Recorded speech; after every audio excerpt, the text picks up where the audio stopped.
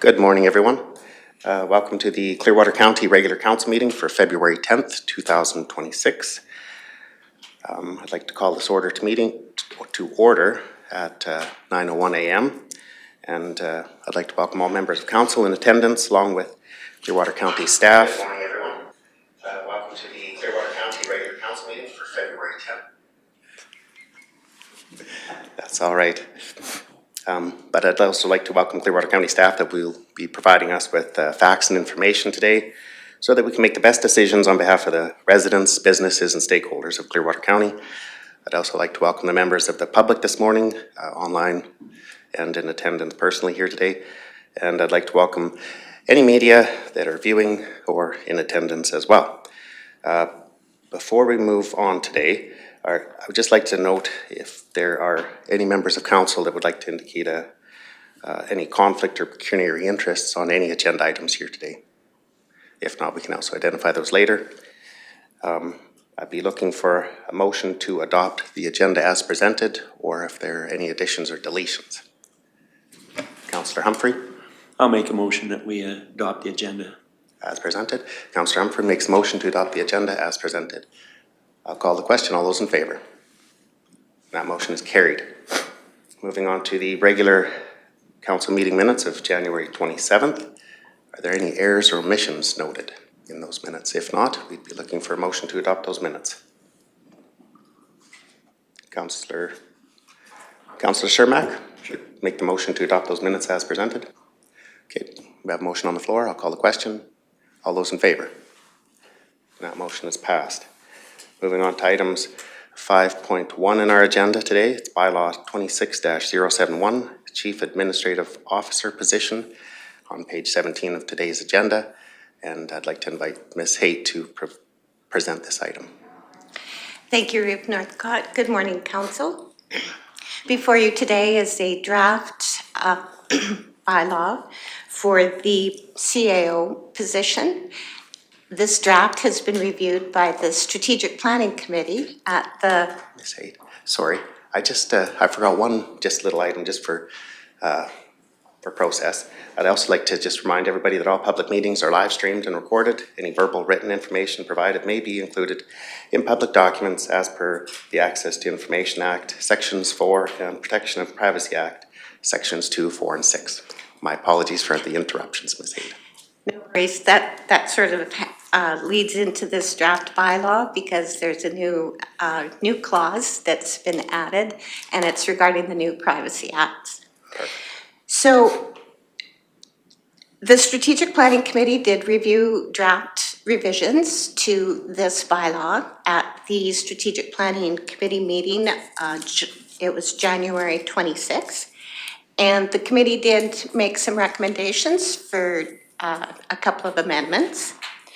And so before you today is the draft showing all of the revisions, the additions and the strikeouts, and a clean copy of the proposed bylaw for ease of reading.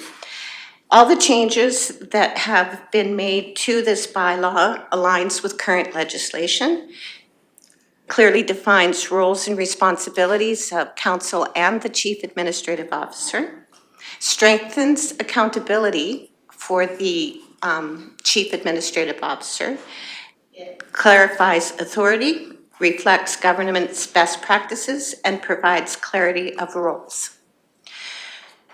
So on the draft revisions, you'll see the addition of several whereas clauses. And again, this is just to align with legislation regarding the Municipal Government Act, the Protection of Privacy Act, and the Agricultural Pests Act and Weed Control Act, Soil Conservation Act, and the Environmental Protection and Enhancement Act, in addition to the Forest and Prairie Protection Act and Emergency Management Act. Moving on through the bylaw, in Part 2, regarding the purpose, these additions have been made to just help clarify the role of the CAO. Definitions, there is one new addition, and that's for senior management employee, means an employee that is the head of a department and holds the position title of director. And that's because that term, senior management employee, is referenced later on in the bylaw in item 5.5.2. Under Part 4, Appointment Terms and Conditions, there has been addition in 4.4, and this helps underscore the CAO's accountability to council. Item 4.5 outlines council's responsibility and their role. 4.6 also clarifies the requirements that council has towards the CAO regarding terms of employment and annual written performance evaluation in 4.7. It also, in 4.8, outlines council's authority to suspend, revoke, or terminate the CAO officer, and also provides a section in regards to, in the event that if the position is vacant for any reason, council shall appoint a person as interim CAO. And again, this is just to clarify that the CAO is council's only employee, and that the CAO is accountable to council. In Part 5, this outlines the general powers, authorities, and duties. Again, the authority that the MGA grants to council, council may delegate any of council's power, authority to a person, as long as it does not override any other legislation, bylaw, or act. And so there has been some additions made to this bylaw for CAO authority, and that is under operations 5.5.7. This bylaw now would allow the CAO to appoint municipal employees as inspectors under the Ag Pest Acts, under the Weed Control Act, Soil Conservation Act, Environmental Protection and Enhancement Act. It would allow the CAO to appoint fire guardians under the Forest and Prairie Protection Act and the Ag Fieldman. And this is just more of a housekeeping task that does not take away council's authority in any way. It just passes on this task to the CAO, more for efficiency purposes. This, with this addition, it won't be necessary for council to have this task during their organizational meeting. It would already be taken care of through the CAO. Another delegation of authority is recovery of taxes related to land. Again, setting a reserve bid for any parcel of land or designated manufactured home to be offered for sale at a public auction is more administrative based, because that reserve bid, there are regulations in the MGA regarding tax authorities, and that would enable the CAO to set a reserve bid at market value. So it's not, again, it's a task that would ease council's time to focus on bigger matters. And that pretty much brings the most major revisions to this bylaw. So It's being presented here to council today for consideration of first, second, permission for third reading, and third reading. Thank you very much for the information on this agenda item, Ms. Haight. Are there any questions or discussion from council at this time? Or a motion?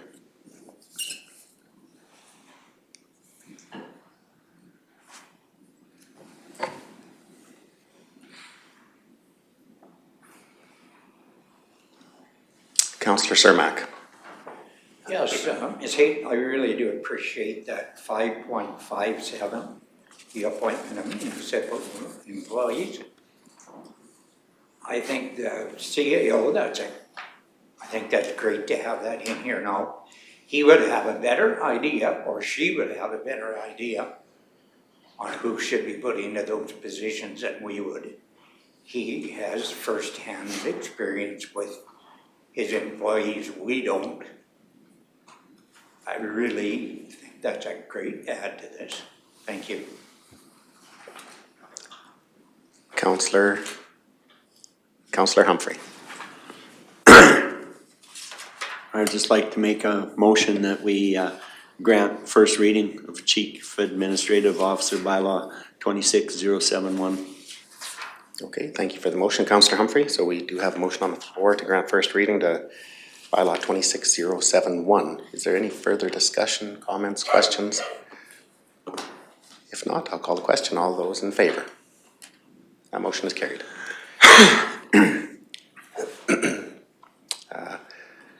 Looking to second reading of Bylaw 26071. Just looking for discussion. Councillor Powell. I'll make the motion that council grants second reading of bylaw 26/071. Okay, thank you for the motion. Deputy Reeve McKay. No, I will hold until the next motion. Okay, excellent, thank you very much. If I'm seeing no discussion or comments, questions, I will call the question for second reading to Bylaw 26071. I'll call the question. All those in favor? That motion is carried. Looking for consent for third reading to Bylaw 26071 or further discussion or questions.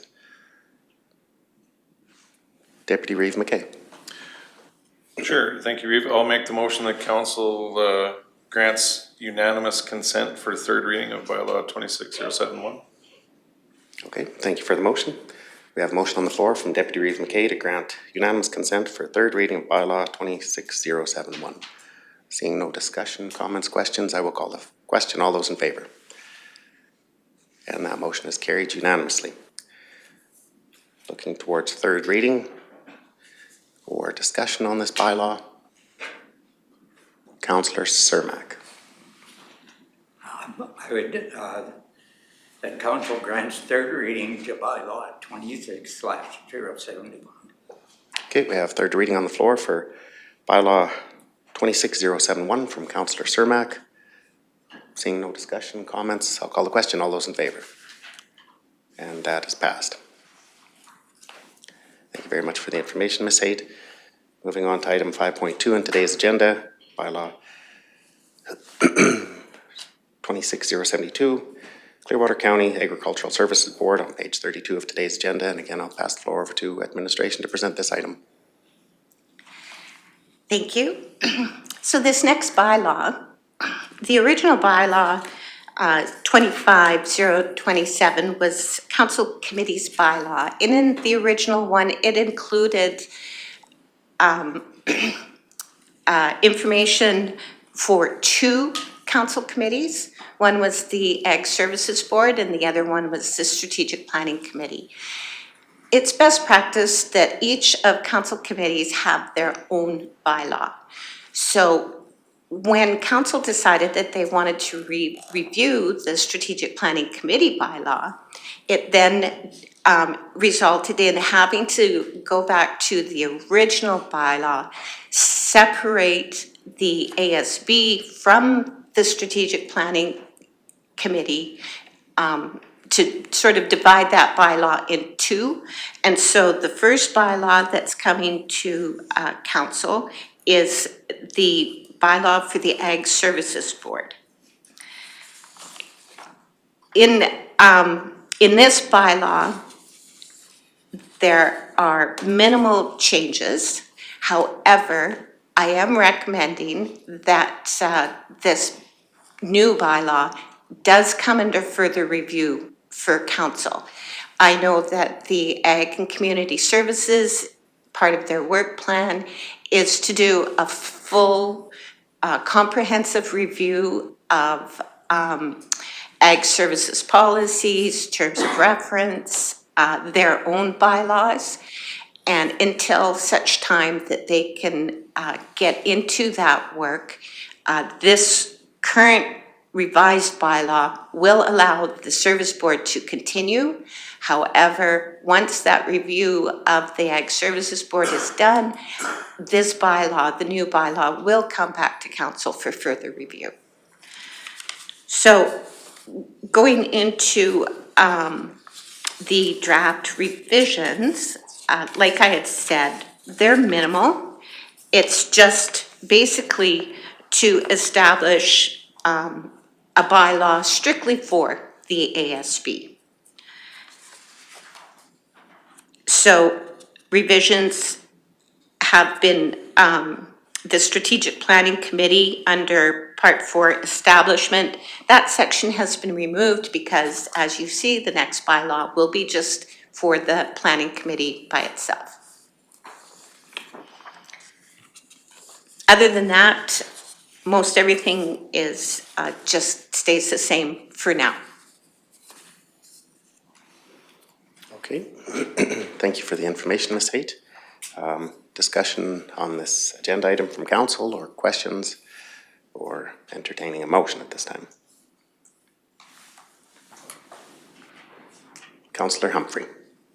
I would make a motion that council grants first reading of Clearwater County Ag Services Board Bylaw 26072 for the purpose of establishing the county's Agricultural Service Board as a council committee. Thank you very much for the motion, Councillor Humphrey. So we have a motion on the floor to grant first reading to bylaw 26072. Is there any discussion or comments, questions from council? Seeing none, I will call the question. All those in favor? And that motion is carried.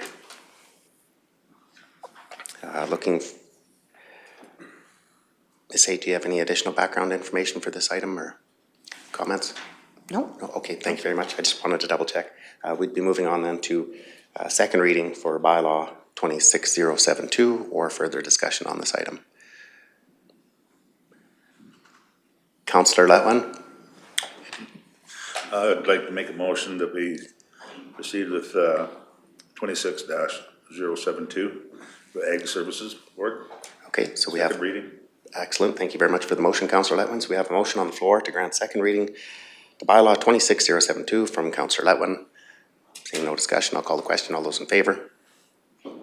Motion is carried. Looking for unanimous consent to proceed to third reading of bylaw 26072. Deputy Reeve McKay. Thank you, Reeve. I would motion the council grant unanimous consent for third reading for bylaw 26072. Okay, we have a motion on the floor from Deputy Reeve McKay to grant unanimous consent to bylaw 26072. Seeing no discussion, just to double check, Deputy Reeve McKay, you're, oh, okay. Seeing no discussion, I'll call the question. All those in favor? That motion is carried. Proceeding on to third reading or further discussion or any discussion, questions? Councillor Cermak. That council grants third reading to bylaw 26-072. Thank you for the motion. We have a motion on the floor from Councillor Cermak to grant third reading to bylaw 26072. If there's no discussion, I will call the question. All those in favor? That motion is carried. Moving on to item 5.3 in today's agenda, page 50. Bylaw 26073 for the Strategic Planning Committee. And again, Ms. Haight, if you'd like to present this agenda item. Okay, so bylaw 26073 this bylaw using the original council committee's bylaw as a starting point. This bylaw is strictly for the strategic planning committee, and there have been some extensive revisions to that. Most notably is under the mandate of the committee, and as per council's request, the additions to this bylaw is giving a little more authority to the strategic planning committee, so that the committee then has the power and authority to approve actions or make decisions by resolution related to its mandate, with the exception of the following: adoption of bylaws, adoption of budgets, cancellation, reduction, refund or deferral of taxes, appeal decisions, make, suspend, or revoke the appointment of a person to the position of the Chief Administrative Officer.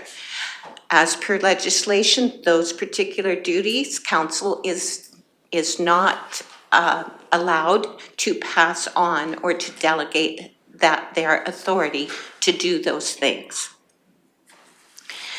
Within the mandate of the committee, the committee is to establish municipal priorities, set a strategic plan based on those approved priorities, oversee and monitor the plan annually, ensuring that programs and services authorized by council are consistent with the plan and that strategic objectives are being met, develop draft bylaws, policies, and budgets, review and evaluate contracts and agreements, including land sale or purchase.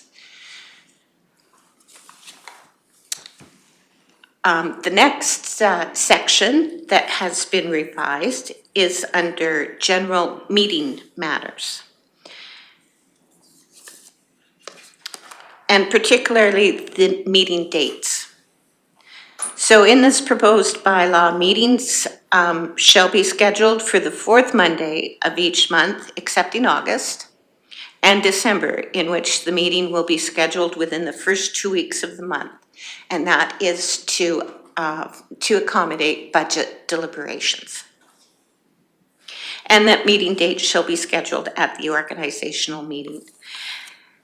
Just an added note to that, currently there have been strategic planning committee meetings scheduled at the organizational meeting that was held in October of last year. And April 13th is the second Monday of the month, and September 14th is the second Monday of the month. And so the question is does council wish to keep those days as is, or does council wish to reschedule them to the fourth day, or the fourth Monday? And in addition, there is June 15th, October 19th, that have been scheduled for the third Monday of the month. So does council wish to change those dates? It's not necessary because those meetings have been scheduled and they've been announced, publicly announced, but it's completely up to council if they want to just leave the schedule as is and then going forward schedule next year's meetings for the fourth Monday of the month. Thank you very much, Ms. Haight. So right now, in quorum is still 4 members for strategic planning. That's correct. Are there any comments from council at this time?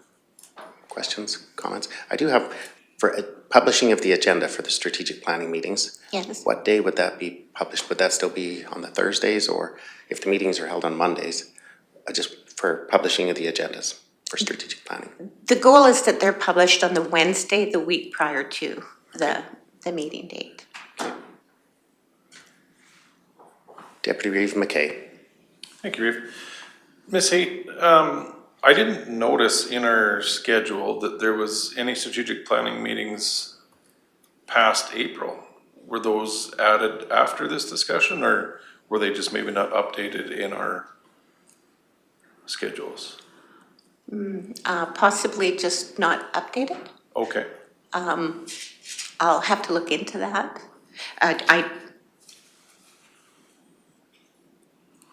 I was under the impression that the May 25th meeting was scheduled and the June 15th.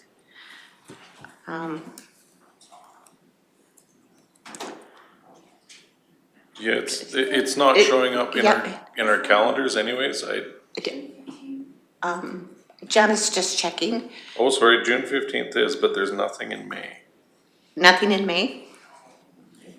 Okay, so, yes, yes, in order to comply with the bylaws. So May would need to be added I must have just got to May. once the bylaw is approved.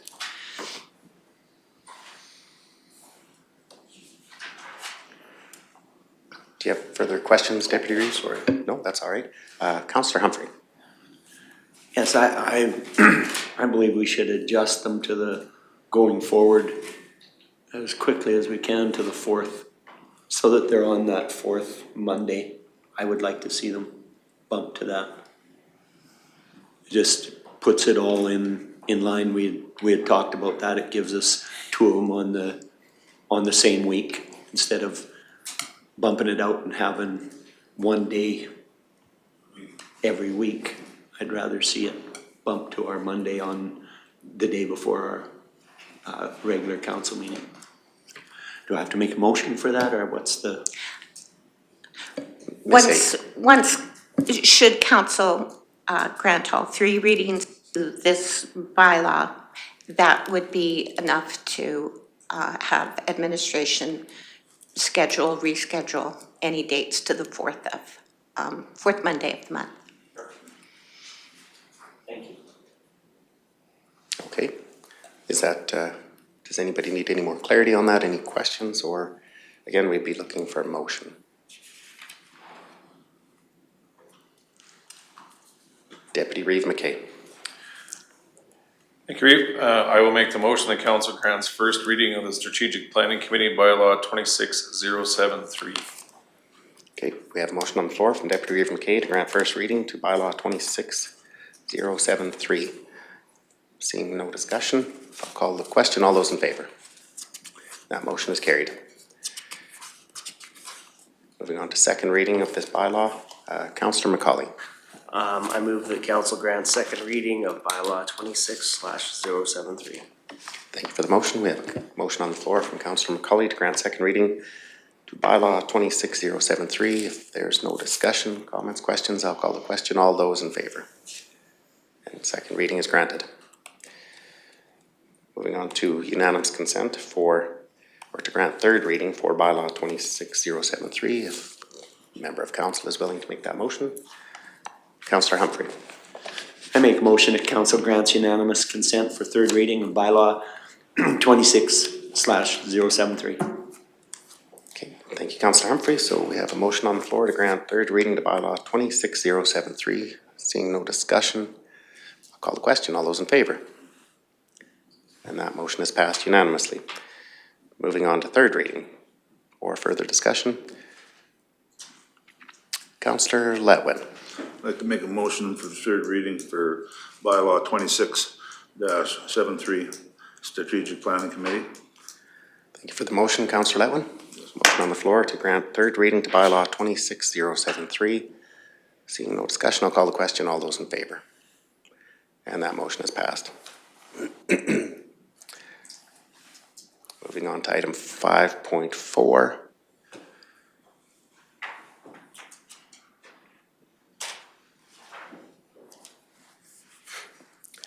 Item 5.4 in today's agenda is first reading to Bylaw 25068 for the repeal of Saunders Alexo Development Node Area Structure Plan and Bylaw 25045 Whitegoat Lakes Development Node on page 62 of today's agenda.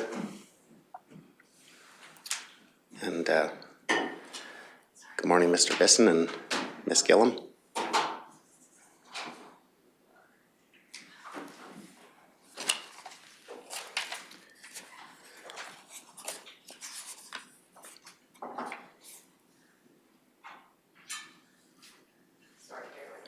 That's all right.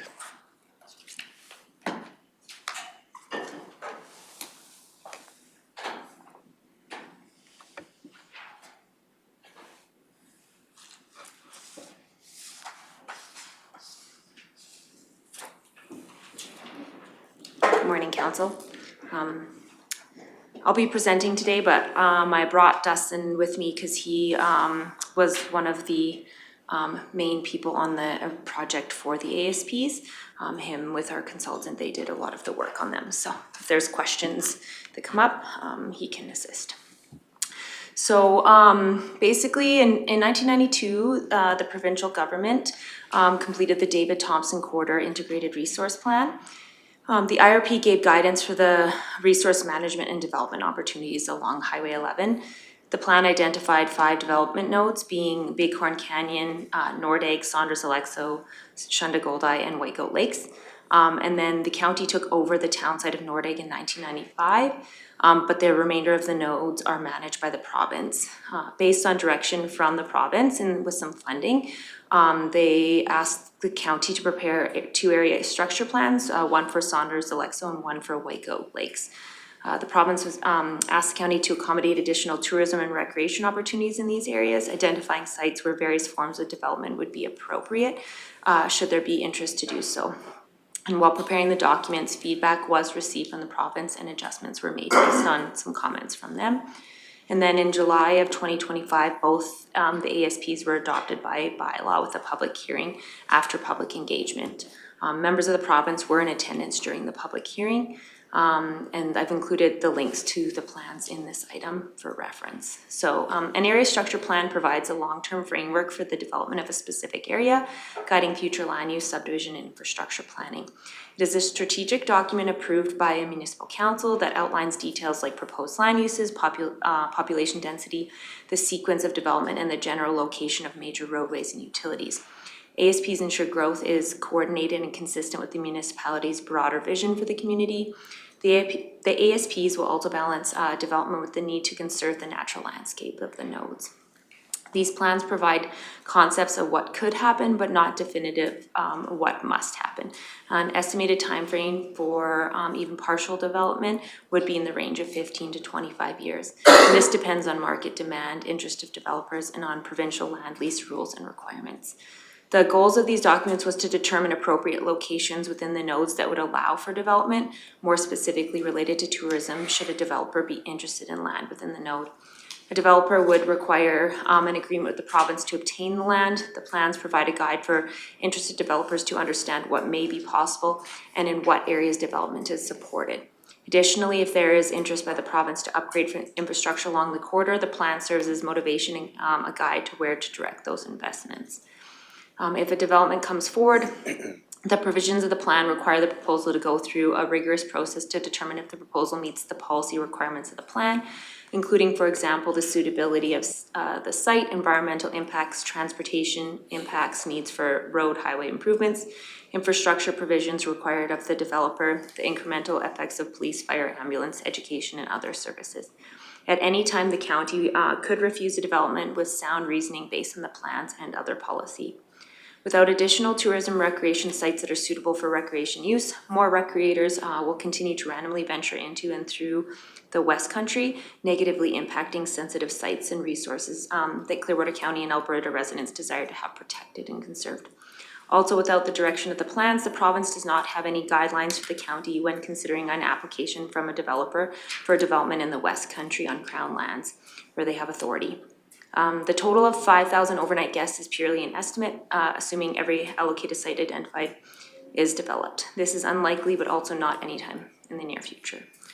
So options going forward, council could grant first reading and further engage with the province and the public for feedback on the plans with possible revisions.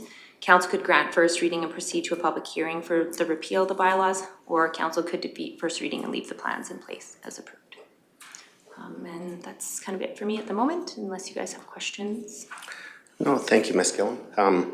So just to provide a little bit of additional information here. So first reading today does not repeal the existing area structure plans. Those bylaws will still remain fully in effect. First reading simply introduces the repeal bylaw and allows the process to move forward to public notice in a public hearing. That public hearing provides an opportunity for residents, business owners, stakeholders, and the broader community to better understand what the area structure plans allow for, the potential long-term impacts, and to provide feedback to council. Through that process, council may also consider whether amendments or changes are appropriate based on the information and feedback received to better reflect the community expectations and ensure that there's a clear understanding of what these plans truly consist of.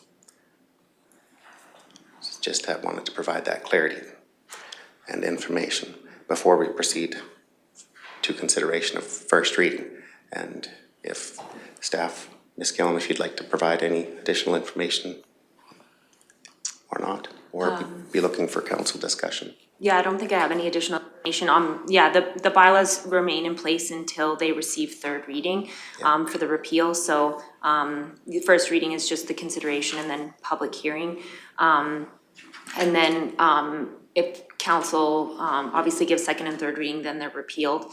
If they choose not to give second and third reading, then they remain in place as is. And then, should council wish to make changes, to the bylaws, based on some of the feedback from public hearing, I believe we would have to bring back a new bylaw for amendments, just because the bylaw being proposed is for the repeal, but it could be done as well. Okay. Deputy Reeve McKay. Thank you, Reeve. I guess firstly, I would just like to express some of the concern from citizens that I've heard, and that is that for whatever reason, they felt like they missed the consultation process on this one. So I don't know if that was during a time when residents were busy, whether it was seeding, harvest, haying. I don't recall, because quite honestly, somehow I missed this consultation as well. So there's definitely a feeling out there that the public wants to have some more input on this one. And lastly, I'd just like to ask a question of administration here.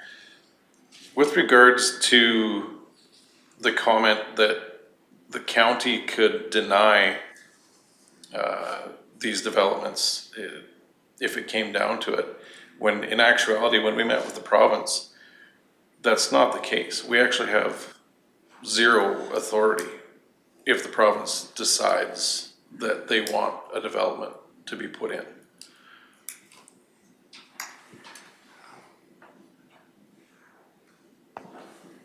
It's not exactly the case. With the ASPs in place, they give us regulations and guidelines of like things to look for in those nodes, and then and then based on the agreement with the memorandum of understanding with the province and things like that, like they've essentially given us the ability to have development authority in those nodes, and with those ASPs in place.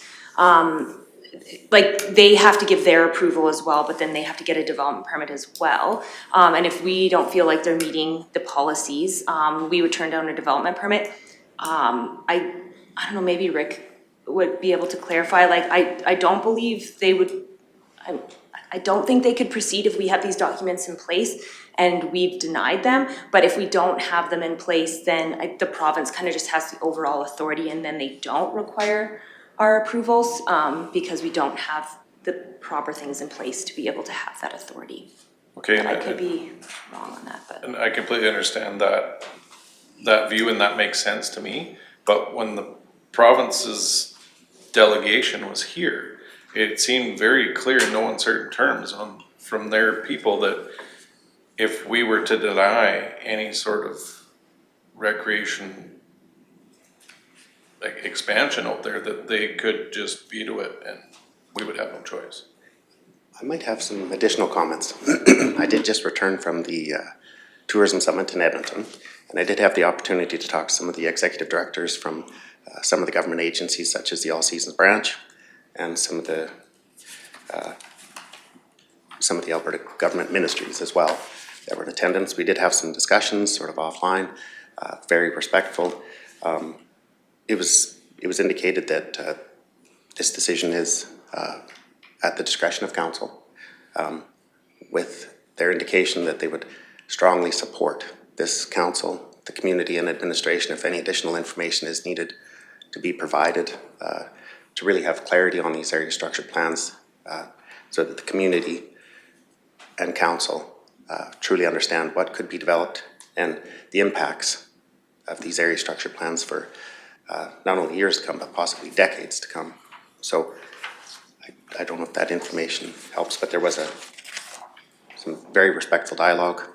It was indicated that this decision does lie with council, even though the province has created all the municipalities and does have jurisdiction over all municipalities in Alberta. Councillor McCauley. I guess my question for staff would be, is this the only option where we get to engage with the province and have more public engagement? Is this the only way to do that? To push this forward for first reading? CAO Emmons, please. Thank you. It's always council's discretion to engage the community. That could also be an option for council as well. So we can do this without granting first reading, we can move forward. Does granting first reading work towards or work with our MOU we have with the province, or would that be working against it? Mr. Emmons. The memorandum of understanding is based on the area structure plans and the development nodes. So pushing forward for a first reading, would that be with the does that the province, that's what they want us to for them to help us out, that's what they would like us to do? I believe Reeve Northcott said that the province has said it's entirely up to this council. I mean, so we don't have to push for a first reading, we can have public engagement with the province without doing that. Correct, it's council's discretion. Okay, thank you.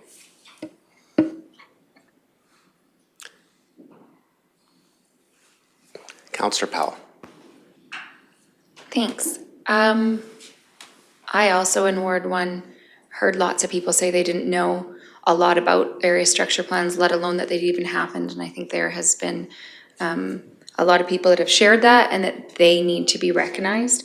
I think that when you look at the Whitegoat area structure plan, 7.4.8, it does not look at the fiscal impacts that it will have on the entire county, let alone the current tourism industry that it's happening out there. So I think no matter what happens, by pushing it to first reading, it's gonna allow those people to come out and speak. The fiscal impacts of putting some of these things in my opinion, were not taken into account.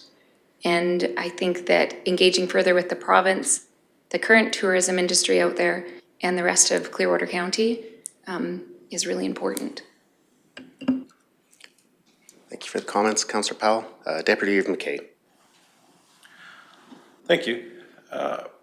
With regards to the process, if we do not grant first reading and engage the public through that process, any public consultation outside of that process would be for information only and could not be used to generate any changes to the ASPs. So it would be sort of time wasted, I guess. Ms. Gillen, please. No, I wouldn't say that. Basically, like any sort of public engagement we do, if there is some positive feedback or some suggested changes, it would be, administration would make note of those, basically, and the council would be aware of them too, because they would likely attend some of them.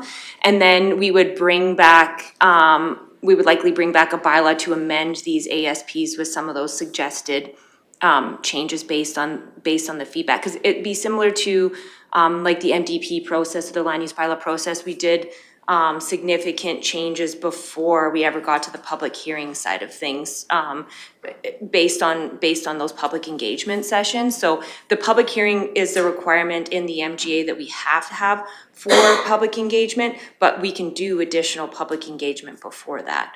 So you don't have to have the first reading to do the public engagement. It's opportunity to speak to the public and get feedback, and then you can bring forward bring forward changes, and then the public hearing is just like an additional engagement session, kind of when you're getting close to actually looking to approve something. So the first reading would have, based on all those engagement sessions, we'd have some changes in that ASP, and we would have the first reading with those possible amendments, and then the public hearing would be to discuss those amendments essentially to that ASP, and then council would approve or not, or make additional changes based on that public hearing. Does that make sense? Yes, and thank you for that. I guess my point was more that if we don't open this up today, we're gonna have to circle back and do it again, right? Even if we went down the path of public engagement, got the feedback, we would have to come back to this point to make any changes. Rather than giving first reading today, beginning this process, taking that information, it just seems like it would be a lot more streamlined process rather than going out for public, making changes, coming back and doing this multiple times. We would have to bring it back anyways, because the way this bylaw is being presented and the way it's drafted, we've drafted it to repeal the bylaws, to completely get rid of them. So like if council decided to keep them and wanted to make amendments, we would have to come back and do a different bylaw process where we do first reading to make amendments to it with suggested amendments, and then another public hearing. So like if we started to repeal it and then you decide after the public hearing that you would like to make changes and not repeal it, we would have to go through the whole process again anyway. So it doesn't really matter, I guess. Okay, so that brings us to a conversation we were actually having earlier is, I believe we went to the word repeal because we were told by this administration that we could not make changes to these ASPs unless we went through the repeal process. I remember that quite clearly because we wanted it to word as amend at that meeting, right? We wanted to make changes, but we were told the only way to make changes was to go through this process. And it is the same process, but the direction of the motion, I believe, was to repeal them, which is to completely get rid of them. Not, the direction wasn't to bring back amendments to the bylaws. But we were told at the meeting, the only way to get public engagement was to go through the repeal process. The public hearing process is the same No, for not public hearing. just That engagement. Public hearing is totally different than public engagement. Yeah, you don't have to go through the repeal process to go through public engagement. I'd have to look back at the meeting, but that should not have been the. Am I the only one on this council that understood it to be that? Maybe a question for process here. If the, I just don't wanna Waste a bunch of time. yeah, go through public engagement and then it turns out, oh no, you actually can't use that to change it. Now you have to go through and repeal them and then change them. Like, I just wanna make sure we do this in the right order. Cause the big thing here is that the public is engaged and that they have their say and that these are done in the proper manner that they approve of. yeah, I think that's the intent. I would absolutely agree with you, Deputy Rick McKay. I think the intent of this council is really to have the community and the residents of Clearwater County, business owners, stakeholders, and everybody to have better clarity on these area structure plans for all the long-term impacts and possible budgetary impacts on the municipality as a whole for decades to come. Mr. Evans. Thank you. So if I may, an amendment to a bylaw can always happen. My recollection is it was council's desire to explore repealing the bylaw. This would be the process for that. The question was raised, if it's just around engagement, could that happen without the repealing or with the repealing? And it's absolutely council's discretion. Council can engage the public on any topic at any time for any reason. You know, if I may, it could create additional work. If council decided to do public engagement and no amendments came out of that public engagement and a process was started, it could fall that way as well, which would add to process. But Ms. Gillum's exactly right. The process is identical, whether it's repeal or amend. It still requires the first reading, second reading, public. So it really is council's discretion and how you would like to proceed and in what manner. Mr. Emmons, on that, for the existing bylaws that are currently in place of bylaw 25045 and 25046. At this point in time, I think what council's looking for is options after public consultation and public feedback is received to council. We would like to have options to be able to really fulfill the desires of the community that when we've heard those comments from the public. So whether it's to repeal it, leave them in place as is, or have that opportunity to maybe possibly amend the area structure plans. Process moving forward, do we leave, would one option be to grant first reading or defeat first reading to repealing these bylaws? And maybe an additional motion could be made at this point in time to grant first reading to amend bylaws 25045 and 25046. Would that be an option? And I'm just looking to legislative services for assistance for process. Ms. Haight. No, that wouldn't be an option. The bylaw presented to council today is to repeal the two ASP bylaws. So that bylaw, should council grant first reading to that bylaw, that sets things in motion. And the motion is that that if council grants first reading, it then moves into the process of having a public hearing with or without additional public engagement. And then the next step after the public hearing is to continue on with second and third reading. Should council, after the public hearing, should council decide to not grant second reading to repeal these two other bylaws, that bylaw would be defeated. And so therefore then the two bylaws still remain in existence. If council grants first reading to repeal those bylaws, they have to continue through the process, meaning first reading, public hearing, second reading. If second reading passes, then they have to go through third reading. The other option is if council were to decide, okay, we're not necessarily going to repeal those other two bylaws at this time. They could defeat first reading. They could then, by motion, instruct staff to have further public engagement sessions. And then after those public engagement sessions, council could then decide to amend the existing bylaws, to amend the existing area structure plans based on the public feedback that they got. It's sort of like 6 of one, half a dozen of the other. The end goal is still the same. But today in front of council is a bylaw to repeal. And that bylaw sets into motion certain steps if first reading is granted. I hope that helps.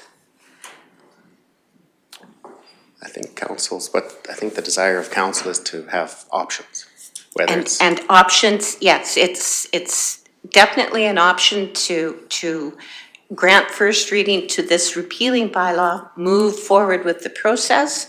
The option is for council to defeat first reading of this repealing bylaw, then make a decision to have additional public engagement on the existing two bylaws, and then move into making some new decisions after that public engagement.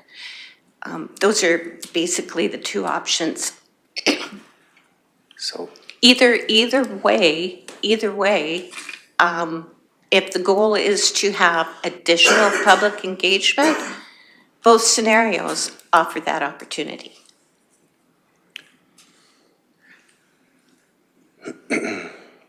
So if there was additional public engagement, then we, just hypothetically speaking, if in the future there was another direction given to administration to bring back first reading to amend the existing bylaws, so you would have, we could do public engagement right now, but if that direction was given to administration, then you would have to proceed to a public hearing. Right, so I think there's already a lack of clarity on the area structure plans already. So what we don't want to do, and the last thing I think the council wants to do, is create any confusion in this matter anymore. So, but we do want options to bring the concerns from the public that we heard to address those concerns and have clarity on these area structure plans. The last thing that we want to do is create any more confusion in the matter. So, Deputy Reeve McKay. Thank you.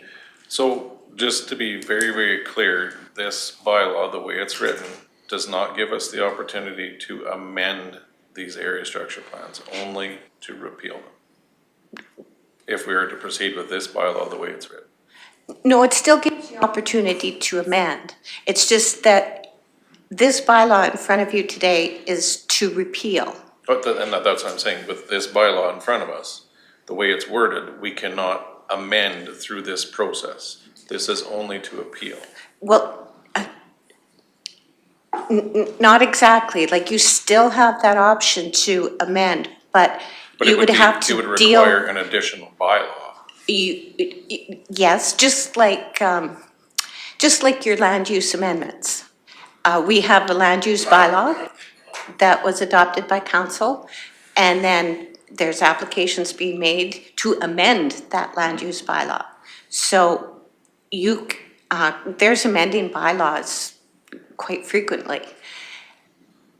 But what council has to do today is decide on whether or not to grant first reading to repeal those two area structure plan bylaws. If they do decide to grant first reading, that kicks the process into motion, and you have to have a public hearing followed by second and third reading. You have to deal with this bylaw if you pass first reading. Right, but that's exactly what I'm trying to say. This particular bylaw in front of us, this 5.4, only gives us the opportunity to repeal, not to amend. There is no amendment within this bylaw that could take place of the area structure plans. Should this bylaw to repeal the area structure plans be adopted, those current area structure plans would be done. They would be non-existent, but council could move forward and with, public engagement and sort of start looking at making changes to the having new area structure plans, so to speak. And what would that process look like, and what would the cost be to taxpayers to develop an entire new area structure plan for each of these nodes? The process would be exactly the same as what had been done previously. Public engagement to get feedback, drafting an area structure plan, which would probably be, like, they wouldn't start completely from square one. They would use the area structure plans that were originally drafted, make amendments based on public engagement, present those to council for first, second, and third reading. After first reading, they'd have to have a public hearing, and then these new area structure plans could be adopted. Cost to the taxpayers, I would ask Ms. Gillum if she would remember approximately how much did it cost to when the first two bylaws were done? I would have to look back because it was over the span of a few years, but the grant from the province, I believe, was about $60,000 and we used, like, we also put money in as well. So I imagine it'd be like $100,000 approximately for the project, but I'd have to look into it to know for sure. But I do know that we spent money on top of the $60,000 from the province as well. And I'm glad that you had mentioned that because that brings another note. Should the current area structure plans be repealed, would that then set into motion that the county would have to repay that grant? That's something we would have to check with the province, whether they would ask for that money back or not. Of course it would. Because we wouldn't have fulfilled our duties and the province would demand their money back. It's the same with broadband and everything else. And I guess that would be a possibility, There's always more. yeah. So there may be a cost to this. However, I think with the lack of clarity to the public regarding these area structure plans, and I don't think the long-term possible impacts of development and the long-term financial budgetary items that could fall on Clearwater County for decades to come due to this, you know, the possibility of what could be developed there. I think it is very diligent from this council to really want to take the time to ensure that the right decision is made. Once development takes place, it's really hard to consider, you know, amendments at that time because development's already taken place. So to make those considerations before development takes place, I think is only wise on this council's behalf. Councillor Powell. Oh, thank you. For me, it's what the residents want and to listen to the residents. So from my perspective, whether it's further discussion with the province, further discussion with the residents, my job is to do what's best for them all. So whether it be repeal, amend, or let stand, those are three options, and I think the residents should have the three options. One thing, Councillor McCulley, sorry, go ahead, please. I just wanted to confirm process one more time. So that on the repeal process, let's say it goes to second reading, we go through public engagement and we get ideas on what the public wants from there. We still have to defeat it in second reading and then go through another process to amend the bylaw? Correct. Yes. And Yeah. we'd have to do another public engagement anyways with that? Yes. So we'd be doing two public engagements if we just defeated it and did an amendment, we'd get public engagement there. Yes, yeah. Gotcha, thank you. Thank you, Tyler McCulley. That's kind of where I was going just a little bit earlier. Council wants options. So rather than, would there be an opportunity to possibly proceed with granting first reading to this bylaw 25068 and also make an additional motion to grant first reading to amend bylaws 25045 and 25046 at the same time so that public hearings, when we get to second and third reading, we would have options to either repeal if that's the desires of the public and the community, or have that opportunity at that same point in time to make amendments if that's what we've heard from the public. So, just making sure that I understand it. So, the option, one option is for council to grant first reading to repeal the area structure plans, proceed to a public hearing, and then also make a motion to amend the area structure plan bylaws.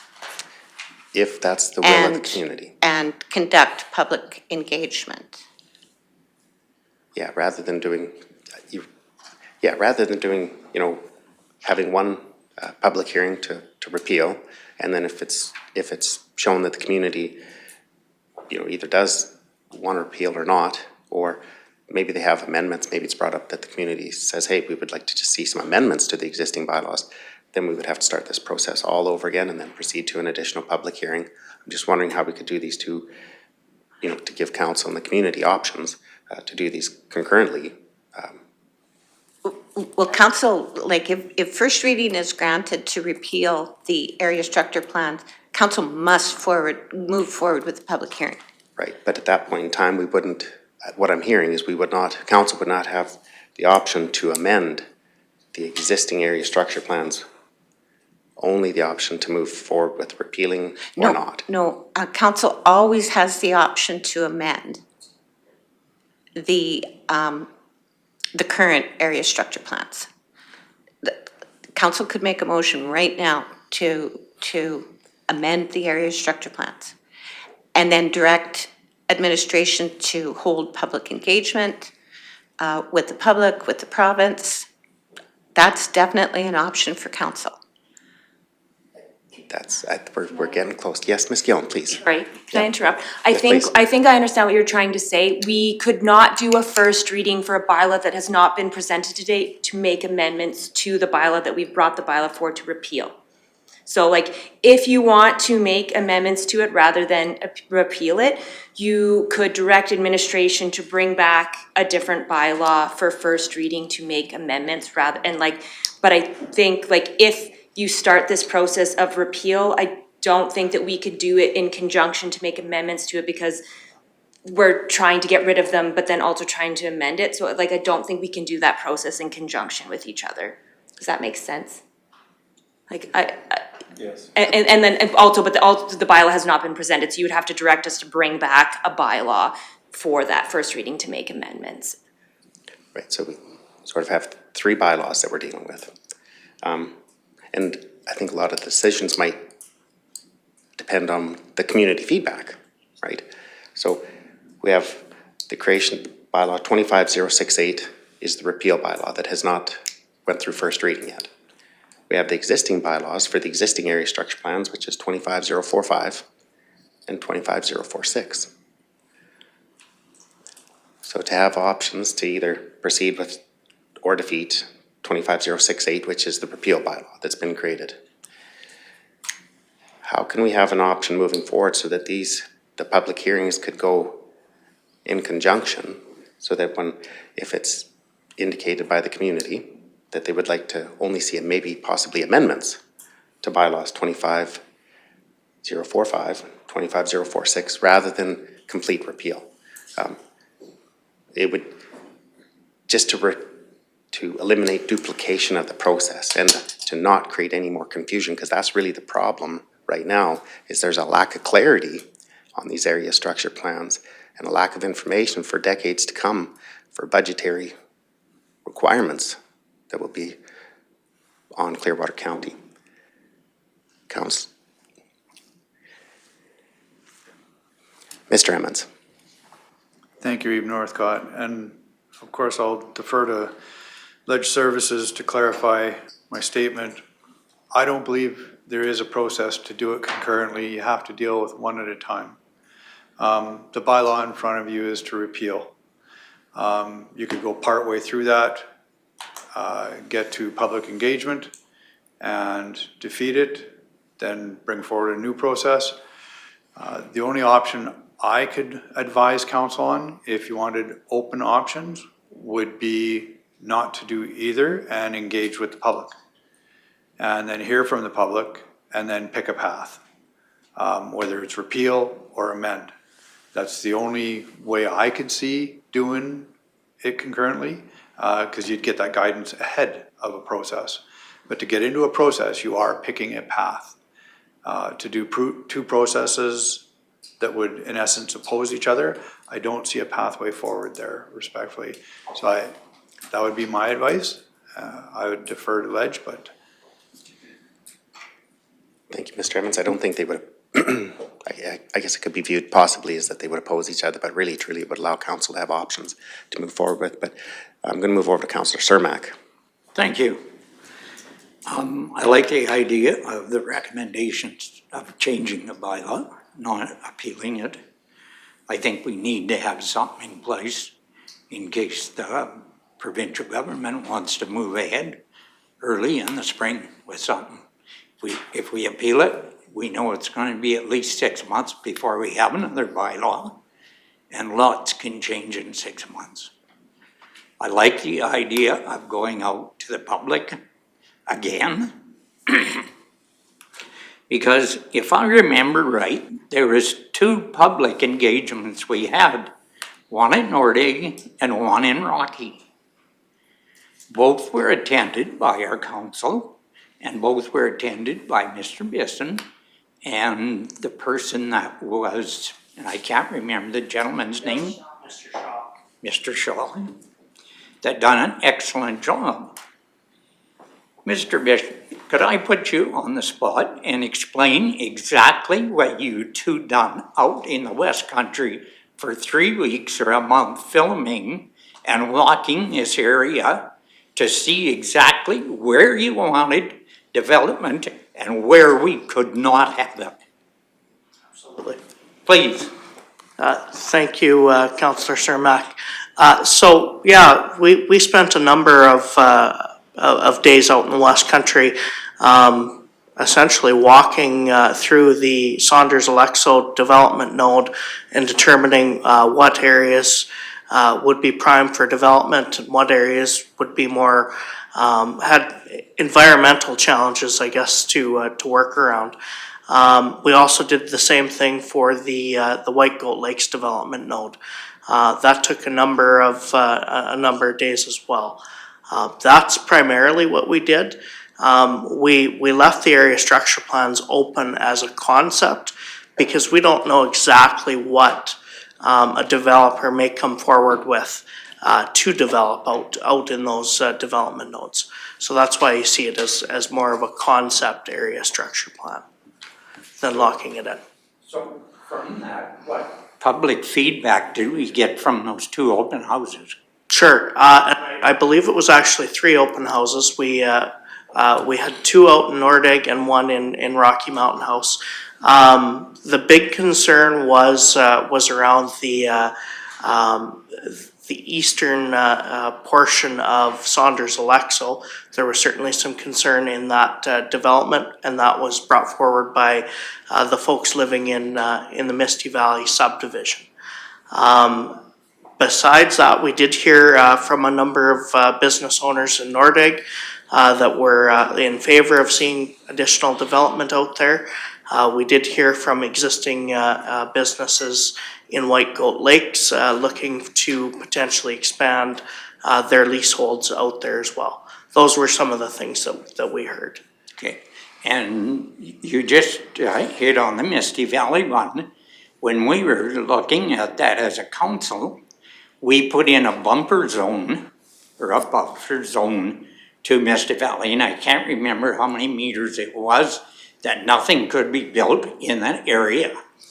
I believe there was a 50-meter set from the Misty Valley subdivision, or from the quarter line where the development node starts. What council did look at from the development node's point of view, and Misty Valley's point of view, was the fact that there were caveats registered on the properties within the Misty Valley subdivision, basically acknowledging that there would be future development in those in the development node directly to the west of Misty Valley. Okay, so one more question, if you don't Go mind. ahead, Councillor Cermak, please. What did Misty Valley people say about that buffer zone that we put in there? Are they accepting it, or were they still against any development there? I believe they were still opposed to development, but that was an amendment made after the public hearing. There was no additional engagement with the folks from Misty Valley once that buffer zone was proposed. And nobody phoned in or wrote in letters or anything saying that was acceptable or wasn't? We didn't hear any feedback, any additional feedback on that after that point. So no news is good news? That's the way council looked at it, and that's the way staff looked at it, yes. Thank you for giving the overall view of what, yes, the days and weeks that you spent out there and what you all did to give council the information that we needed. Thank you. You're welcome. One thing's for sure, this agenda item has created awareness and is creating discussion on the item. So I would say in many ways that mission is being accomplished. It is raising community awareness around the item and to allow community input one way or the other, but we will get there. Councillor Powell. With all the discussion, is there, I don't know if this would make sense, but is there an option to either table or postpone, whichever is the correct word, of the repeal process while we gather information? My fear is, would there be, if once public consultation happens and people decide they want to repeal, they may not, they may just want to amend. Leaving this where it's sitting, would this be easier for staff if it just sits and is postponed until another date? Is that an option? Yes, it's definitely an option for council to table. I'll defer to Ms. Gilman if it's easier for administration. Ms. Gillen, please. It's totally up to you. Honestly, it probably doesn't make any difference to me, just because if you table first, versus turning down first reading, either way, I have to bring back the item essentially again for first reading one way or the other. So it really doesn't matter too much, whatever. So if you decide to do either one and then direct us to do public engagement, and then based on that public engagement, you give us further direction on how you would want to proceed, I'd have to bring back bring back this first reading or a new first reading or a different first reading to make changes. So it really doesn't matter. Okay, thank you. Yeah. I think there may be, Councillor Powell, that was the direction that I was also leaning towards. Fairness to everybody, right? So that there can be public engagement. We don't go through a hoop that doesn't need to be. If there is no repeal process that needs to happen, then we don't have to go down that whole thing. And if there is, then it's maybe set in place. But I think there's, from what I'm hearing, everybody wants to hear what the people have to say, so. Deputy Reeve McKay. Thank you, Reeve. I guess just to quickly comment to Councillor Powell's comment there.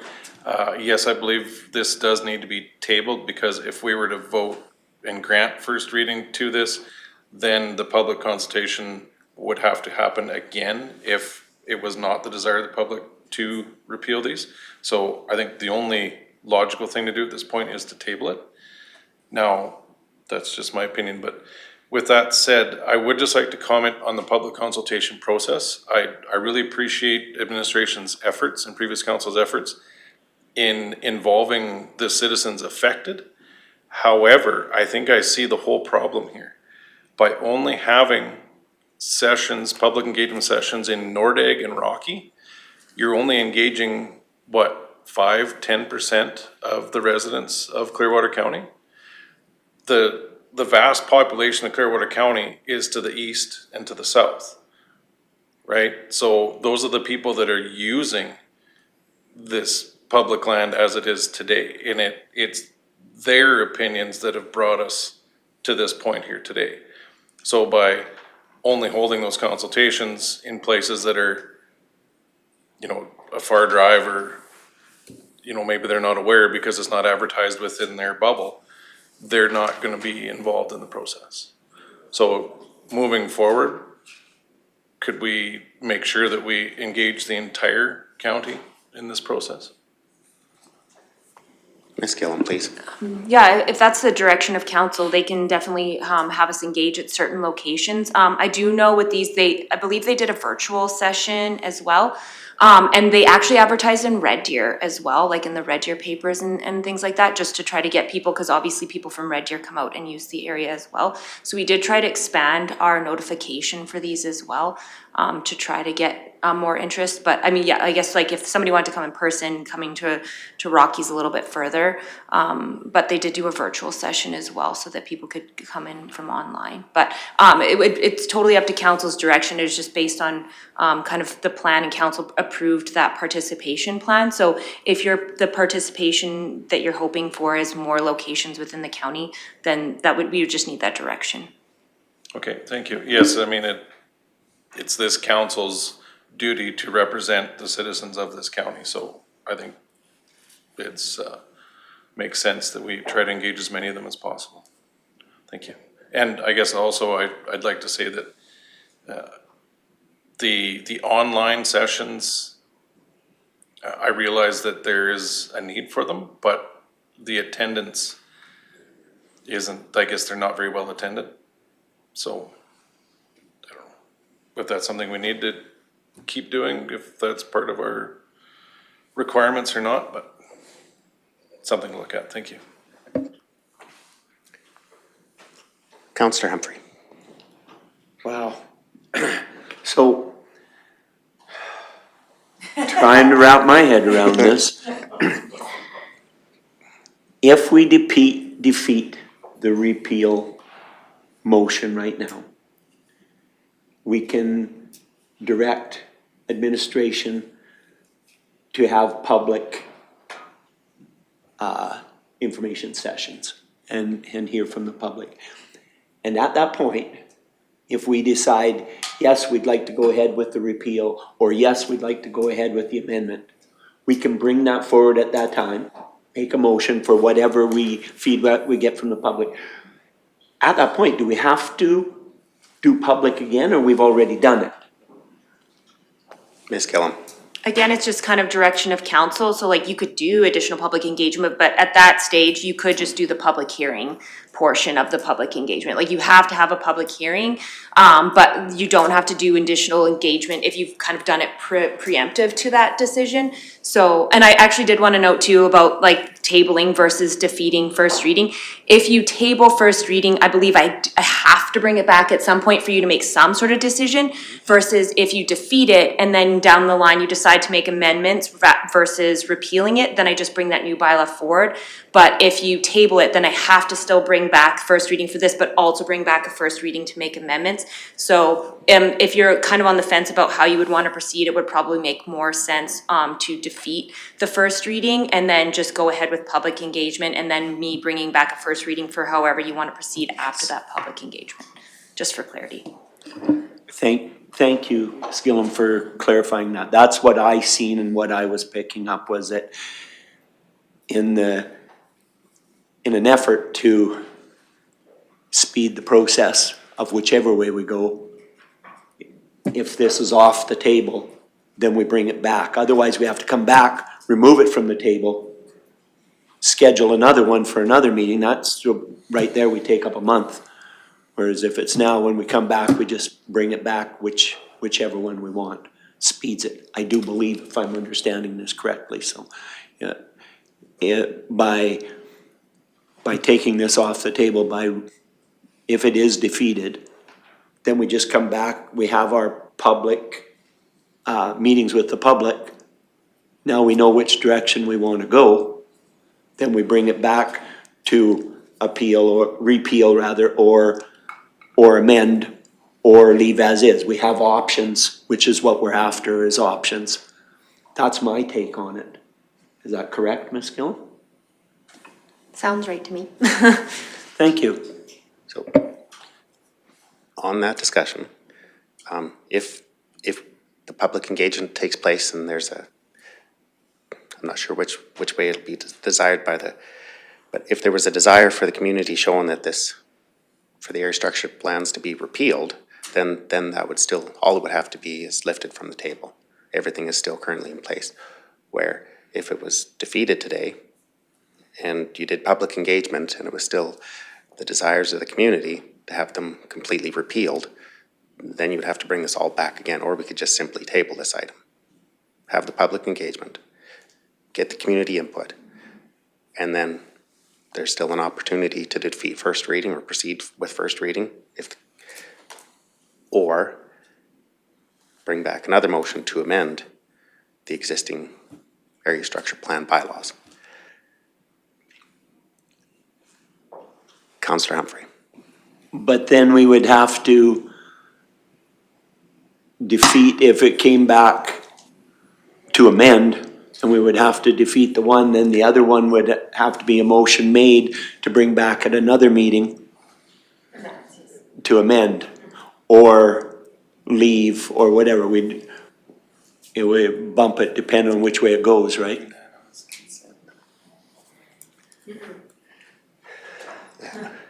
Sorry, no, because you have to do a public hearing, so you couldn't do three readings in one thing. You have to do a public hearing, so you can't do all three readings in, First reading is passed, Right. must do a public hearing. If Yes. first reading is defeated, the bylaws, yeah.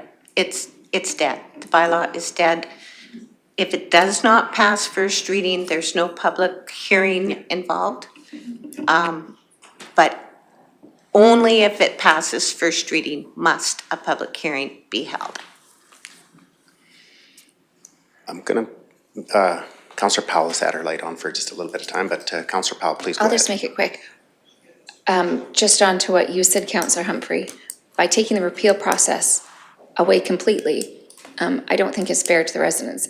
In my opinion, if we table it, then we have all options given to the public. So when this does come back, all it is that we vote this down. We don't even allow it to go past first reading, period. But by tabling it, at least when we go to have public consultation, we can say the amendment, the repeal process, or nothing. Maybe we like the area structure plans the way they are. But if you defeat this, instead of tabling it, that option is off the table and it's already on there. So whether you defeat it now or you defeat it at the next time, it's still the process is still there. Councillor Cermak. Can't we just simplify this by just making a motion that we want to go to public hearing on this whole discussion and see what the public wants to say? We don't have to make a decision here today. If they say that they want to do appeal or changes, then that's all you have to do is one motion. So just, That we make one motion and say that we want to go to a public hearing. Councillor Cermak, so maybe a path going forward would be, maybe an option as a motion could be to postpone first reading of bylaw 25068 and direct administration to proceed with public engagement. Would that work, Councillor Cermak? This item would be postponed and we would direct administration to proceed with public engagement, not a public hearing, but public engagement. Yeah, that would work for me. The other thing I'd like to know is, how many people did we actually have out to these three engagements we had before and the Zoom meeting that we had? How many people did we have attend? I would estimate somewhere between 50 and 75. Okay, so not a great turnout, but better than most. Yeah, So we did have some fairly good input because, I mean, some of our ASPs that we do, we don't get more than a handful of people. So, yeah, I think that motion would work. something along To those lines? table that Okay, and then move to a public hearing public engagement, and public engagement. okay. Ms. Hay, please. Yeah, if I may suggest, council a motion could read that this bylaw is tabled pending completion of public engagement, and then council provides further direction as to how many public engagement sessions and where they would like those public engagement sessions held. So it's like this item is tabled pending completion of. Thank you for the assistance, Ms. Haight, always welcome. Councillor McCauley. I'm just curious if council does remember that meeting with the government of Alberta. There isn't options here for repeal on this bylaw. The options are to amend it so that the public is happy with how it works. Should this bylaw be repealed, we would be without a bylaw. For how long? I personally feel we should be defeating this and moving to a public hearing for more information or public feedback. It's just my thoughts. Okay, so we've had some great discussion. We do have a delegation in the gallery.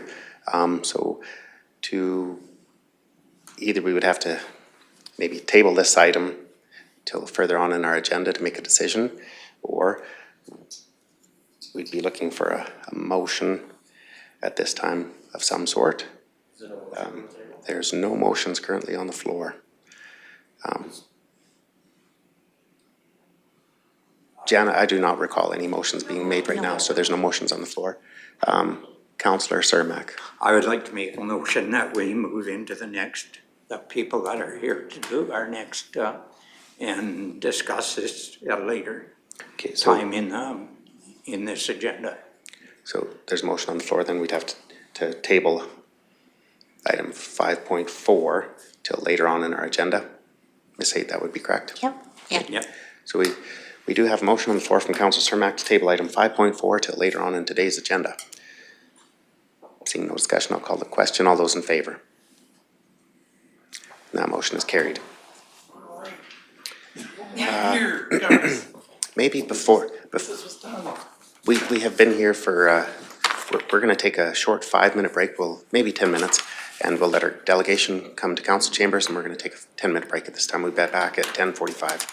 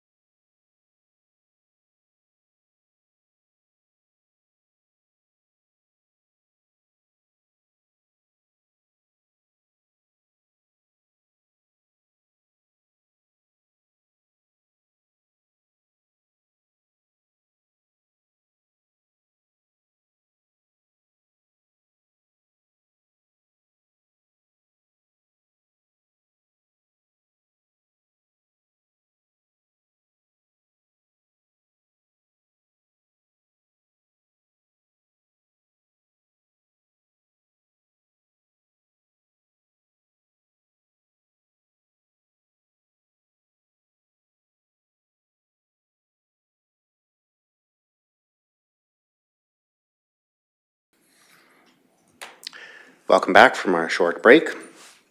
I'd like to move on to item 6.1 in today's agenda.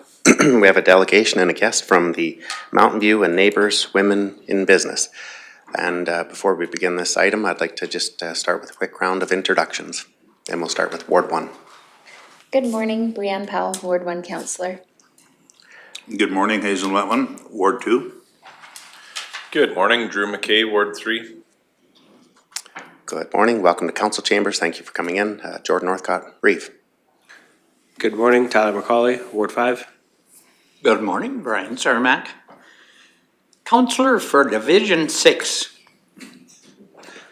Good morning, Lauren Humphrey, Ward 7. And I'm Deborah Rice-Solomon. And I am representing the Mountain View and Neighbours Women in Business event, which is a joint venture. You can tell I spent 40 years in oil and gas. A joint venture between, I believe there's 7 chambers, and the 3 counties support the event.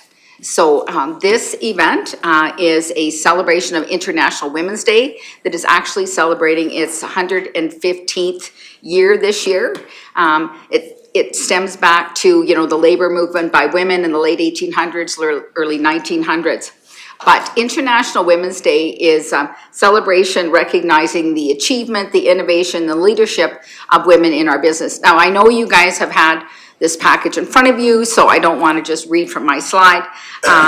So what we did is in celebration of International Women's Day, we chose to have a Women in Business Awards. And we started this 3 years ago, and 2024 was our first event. And the Mountain View and Neighbours covers, it stood for Mountain View County, and the neighbours being Clearwater and Nehill. The reason we hadn't changed the name is because we were considering Red Deer as well. And we haven't gone down that path, but please don't think that because it says Neighbours that we feel that, you know, like it's Mountain View up here and Clearwater and Nehill, you know, gold and silver, silver and bronze. It's supposed to be an equal partnership across the region. We have 6 categories in our awards. This year is new. We have the Rising Star Award, which is a 17 and under recognition of girls that are either entrepreneurs, innovators, or showing community spirit. So that's the first, this is our first year for that award.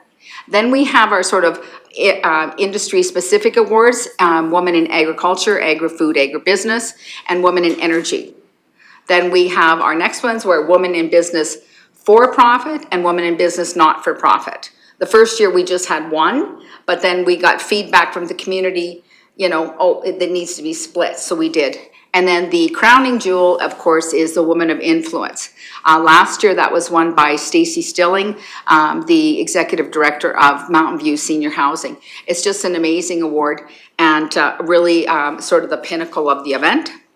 Why these awards matter is that it builds confidence in these women in business, it improves their visibility, their connections. I attended an event, and I don't know if you guys were at that AI event that Olds College put on. Did anybody attend that? So it was great. So one of the panelists was up there, and she stood up and she says, I'm, you know, Sally Jane, and I won the Women in Business Award. And everybody's clapping and cheering. And it really, she was so proud of that moment. So it's not just the day of, but that woman gets to, you know, hang that plaque on her wall and really show that her community stood up behind her. And that's sort of what we're here today is asking Clearwater is to have you stand up behind the women in your area and nominate. Has anybody heard Jordan on the radio talking about this? He did, quite eloquent, I'm sure. So, but it was Rocky Radio, I think it's 94.5 Rewind Radio, yes. Yeah, Rewind Radio. They interviewed Jordan about the importance of recognition of women in business. And that's airing right now, right? It's airing from now until the event itself. But I haven't heard it myself because I don't listen to that particular radio station. But that is what the awards are. The next slide just telling you that it's 115 years that this has been being celebrated.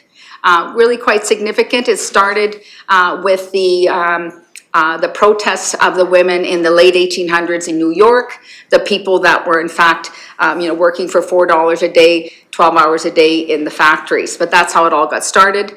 The first International Women's Day, I believe, was in Europe.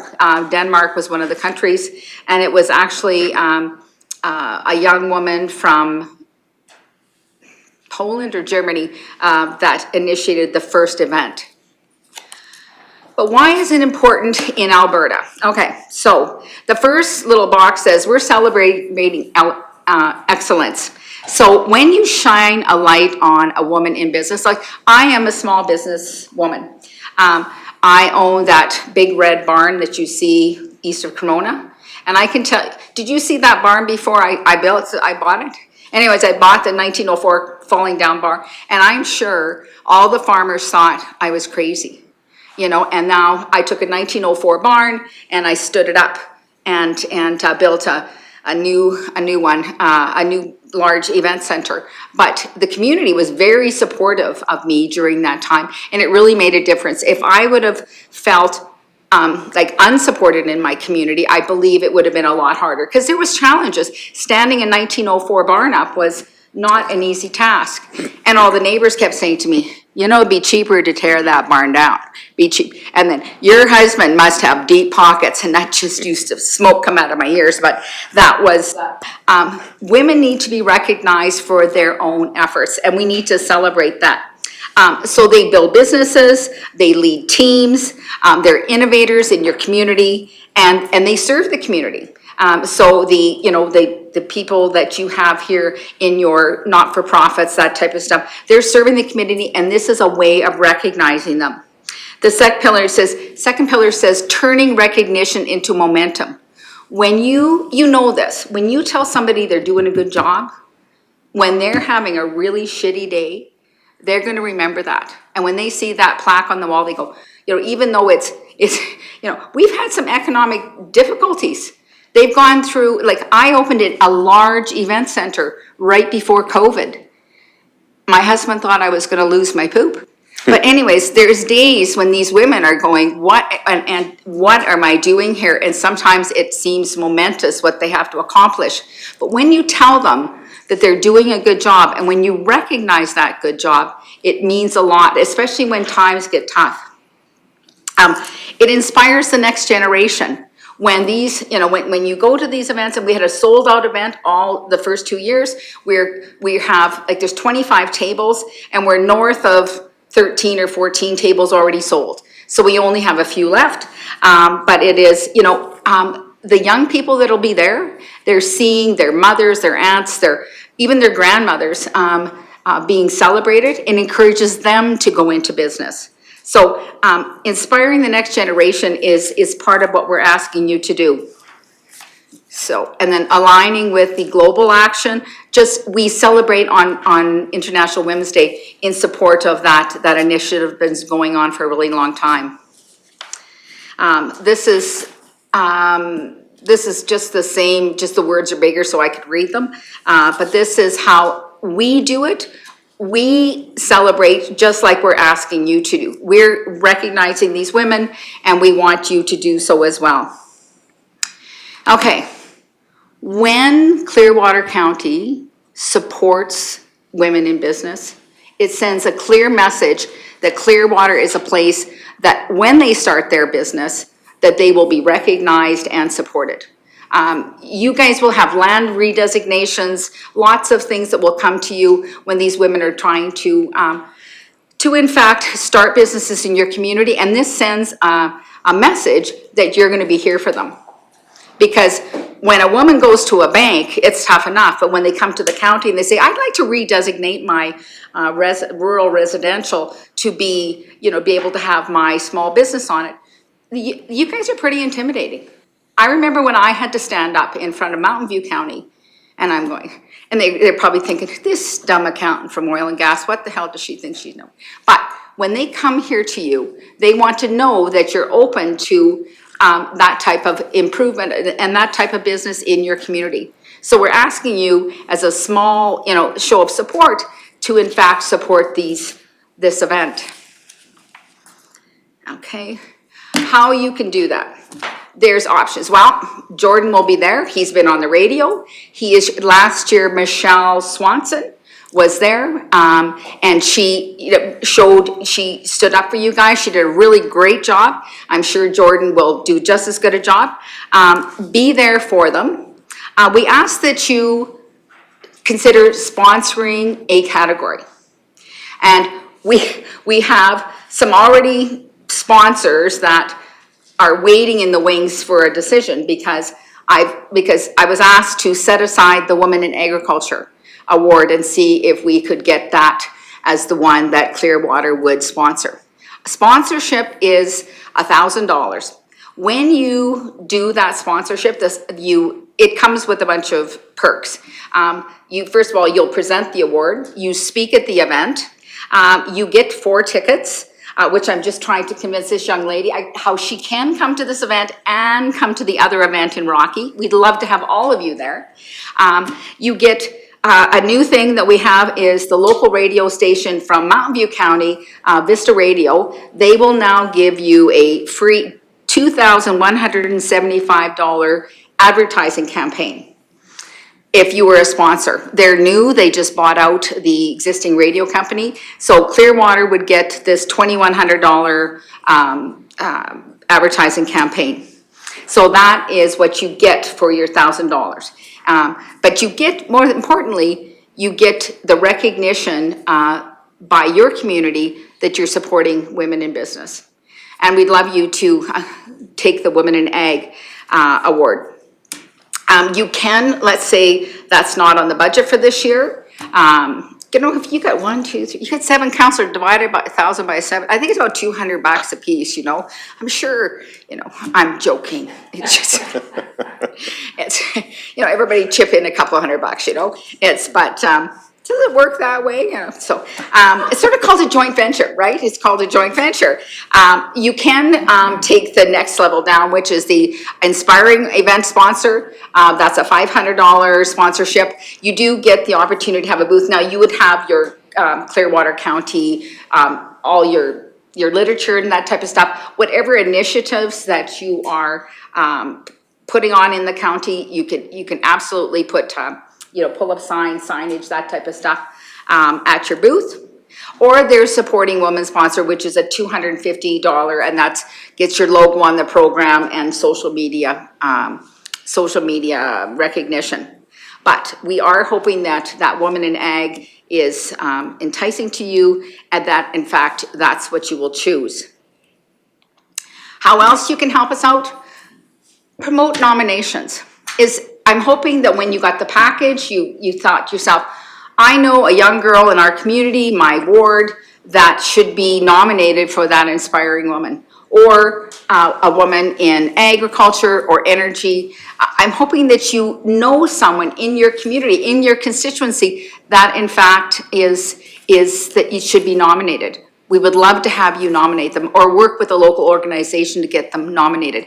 You had Tatiana from, used to be Greywooded, now called Central Alberta Forage and Livestock. She was in the finalists for the Women in Ag last year. I know we've got several nominations out of your community already, but we want you to promote it. We want you to consider nominating or working with people, organizations in your ward to in fact nominate. Spread the word. Well, Jordan's already on there. Maybe we can get more interviews. There's attend and participate. Your showing up is very important. Jordan, like a lot of guys, if I would have said that to my husband, he'd go, that's a girl thing, I'm not going, type of thing. But it wasn't just a girl thing. It is, Jordan will be will be assigned, we give the Reeves all the political stuff because we worker bees, we might not do things correctly. So he's been assigned William Stevenson. So he will manage William. He's not only your MP, he's mine way south of, I live south of Water Valley, he's my MP as well. As you know, the MLAs will be there, some ministers. Last year we had, Jason Nixon was there. We had Rebecca Schultz, I think it was, but they do turn up. Tara Sawyer will be bringing us a message from the Premier. The winners will get a letter from the minister, the relevant minister. Petra, the president of the Ag Societies of Alberta, is one of our judges, and on the Ag Award, and she will be attending. The president of the Alberta Chambers of Commerce will attend. They they're maybe quite surprised that this band of Central Alberta people have come together, but we're doing a lot to, say, hey, we appreciate our women in business, and they're stepping up to support us. So please nominate someone in your community, attend and participate. The gift baskets. The politicians that come, so for example, William Stevenson receives a gift. We don't go out on Amazon and buy something. We've asked Jordan, and all of the chambers do it as well, is to provide a few items that are locally sourced. And I think, Jordan, you're already working on that. You were thinking about, so for example, Cremona Water Valley Chamber goes to Fallen Timber Meadery, we have a little coffee roaster, that type of stuff. The things that these people receive, like your MLAs and your MPs and this type of thing, are actually products that have been produced in our communities. And we're talking, a bag of coffee or, some honey or something like that. We're not asking for large dollar items. So we've charged Jordan with that responsibility. So don't you have a daughter? Didn't you tell me you had a daughter? I do, I have 2 daughters. 2 daughters. Yeah. So yeah, they'll go, Dad, this, type Oh, of they do thing. that lots, they call me Yeah. Dad all the time, yeah. Partnering, when Clearwater County recognizes women in business, again, it sends this powerful message to this generation and the next generation. You belong here in Clearwater County. You can succeed here, start your business here. You don't need to go to Calgary, Edmonton, Red Deer to have a business. We want you to be successful here. We'd be honored to have your support. There is a message, I think on the next slide, you had it from Angela Albers, Reeve of Mountain View County. And she says, Angela says, Mountain View County is pleased to support this initiative, like Mountain View and Neighbours Women in Business Awards, because they recognize and strengthen the people and the organizations that contribute to the social and economic vitality of our community. As a rural municipality, Mountain View County regularly supports community-led events and initiatives, including agriculture celebrations. They do rodeos, support rodeos, cultural events, galas, local recognitions programs that reflect and matter to the residents. These initiatives help build local pride, encourage participation, and strengthen the connections that make rural communities resilient and vibrant. The Women in Business Awards align with the same principle. They celebrate entrepreneurship, leadership, and innovation, while highlighting the important role that women play in local and regional economy. By recognizing these contributions, the awards help encourage business growth, mentorship, and community engagements across municipal boundaries. Sincerely, Reeve Angela Albers, Mountain View County. I come from a background of oil and gas, joint ventures, people working together, people that are, and that's what we're asking you, Clearwater County, to join our joint venture, be part of our community. It's the Nehill, he has Laura Lee does most of that work on our committee with us, but they've been very supportive as well. And so, we ask that you join us. Do you have any questions for me? Not seeing any questions, but this, just for council's information, this is all new to me as well, and I've been working with Deborah to try and get caught up on all this, but it has been very busy, and it is an opportunity to really recognize individuals, specifically women in the community, that go over and above to really make our community a better place. And what I would ask, I do have one question, is when would you need to, for the sponsorship of the agricultural award, when would be a deadline on that? The other person that is waiting in the wings is my bank. Okay. Bank of Montreal. I said, I wanted to, do you have a timeline on when you could get back to us? Is it a week? Is it, because it's only, today is February 10th. We're less than a month till the awards. So it is, that's the other person vying for the Woman in Ag. So. Okay, so I don't know if they would allow for a sufficient amount of time for administration to be able to include this, or if Yeah. there would be a budgetary adjustment needed, or some form of formal process required from administration or a motion from council. But we could further have that discussion Yeah. to see if council would like to make a commitment for that $1,000 sponsorship award for the for one of those positions, specifically the women in agriculture. And would also be an indirect benefit to, there's opportunity to have any other discussions with ministers or MPs at those events as well. So are there any questions, comments from council members at this time? If not, Deborah, do you have any more to your presentation? I think it's a really good deal. Yeah.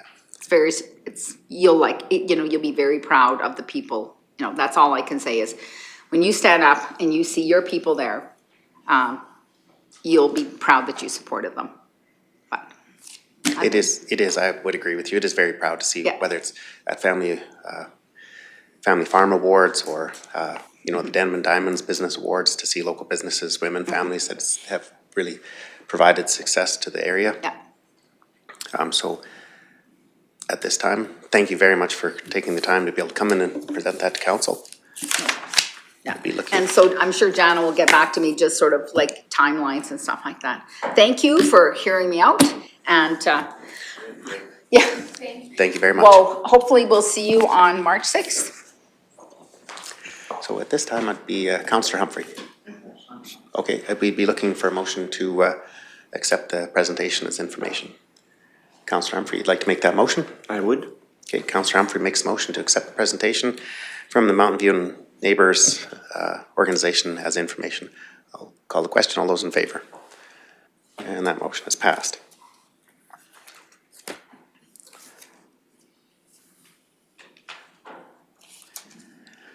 I see Director Van Newkirk in the wings. We'll move on to item 7.1 in our agenda. So 7.11, Clearwater County Recreational Boards, on page 75 of today's agenda.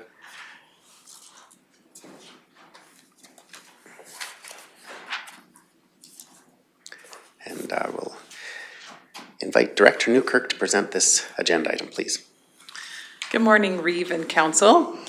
This item is in regard to the current structure of the Clearwater Recreation Boards following the December 9th, 2025 regular council meeting, where the following motion was made by Councillor Tyler McCully. The council direct administration to investigate the time and financial savings that would result from the amalgamation, the Raven Recreation Board, the North Saskatchewan Recreation Board, and the David Thompson Recreation Board into one recreation board. So to provide a bit of history on the rec boards, in 2020, the Clearwater County Council established 3 bylaws for recreation boards encompassing the David Thompson Rec Board, North Saskatchewan, and Raven Rec Boards. Prior to the establishment of these boards, there were 3 granting bodies within the county, and those were the David Thompson Rec Board, which pre-existed this bylaw, the Nordegg Community Association, which served as a recreation granting body for the Nordegg area, and the Carolina District Athletic and Agricultural Society, for at the time was for the village of Caroline. The additional boards were established to ensure all the areas of the county had recreation grant opportunities. I'm just going to go over the funding breakdown that each group receives each year. So the North Saskatchewan and Raven Rec Boards receive $25,000 respectively for recreation funding, plus $5,000 per board for advertising, which is, in addition to that, would be the annual honorarium and mileage for the board members. The David Thompson Rec Board receives $40,000 per year for recreation funding, with honorarium and mileage in addition. The Nordegg Community Association receives $5,000 for recreation funding, and the Carolina District Athletic and Ag Society requested the $13,737 for recreation funding within their annual budget request. Staff wanted the council to be aware of the history of the David Thompson Rec Board, as it does have a long-standing history with the community, so staff did ask and reach out to the board to provide a history, which they did, and it is included there in the attachments in the agenda package, along with the remaining attachments, including the bylaws, the cost savings chart that we put together. It was a bit difficult to compile that because there's a lot of factors that play into the cost associated with the boards, but we did do a bit of an analysis there. A layout of which communities fall in which recreation area, and along with the map of respective recreation areas outlined. Other discussions during the time of the motion included bringing recreation asks to council directly. This is what happened prior to the 3 rec boards being established. And this is an option for council, but there, as we found during our analysis, we didn't find a significant cost savings if we went this route. So with that, for some recommendations for council to consider, one, we have council could direct administration to continue with the recreation boards as per the current bylaws. Council could direct administration to amalgamate the recreation boards as discussed during the December 9th meeting, or council could direct administration with alternative recommendations. And I'd like to turn it back over to the Reeve, and we are happy to do our best to answer any questions the council may have. I brought Tracy, Lynn, and Sydney with me as they have, there's a lot of history to the rec board, so they are here to help answer any questions as well. Thank you very much for the information and the background description on this. Are there any questions from council members at this time? Discussion. I know that there's 5 new members currently sitting on council, and everybody may have not had the opportunity to previously sit on the Raven Rec Board or the North Saskatchewan Rec Board. I have sat on the Raven Rec Board in the past. I often noticed that sometimes there was, they'd have the 2 meetings annually, so roughly every 6 months. Sometimes there was no applications, but you would still have a meeting, and there's a, $5,000 for advertising. And no applications were received. So just wondering if maybe that $5,000 could be, rather than, if there was some opportunity to maybe combine these and have more efficiencies between the 2 boards was my initial thoughts. Rather than spending money on advertising, it's supposed to go to recreation, right? So we could maybe get more money to benefit more members of the community rather than advertising and sometimes having those low application turnouts at those boards. Deputy Reeve McKay. Thank you, Reeve.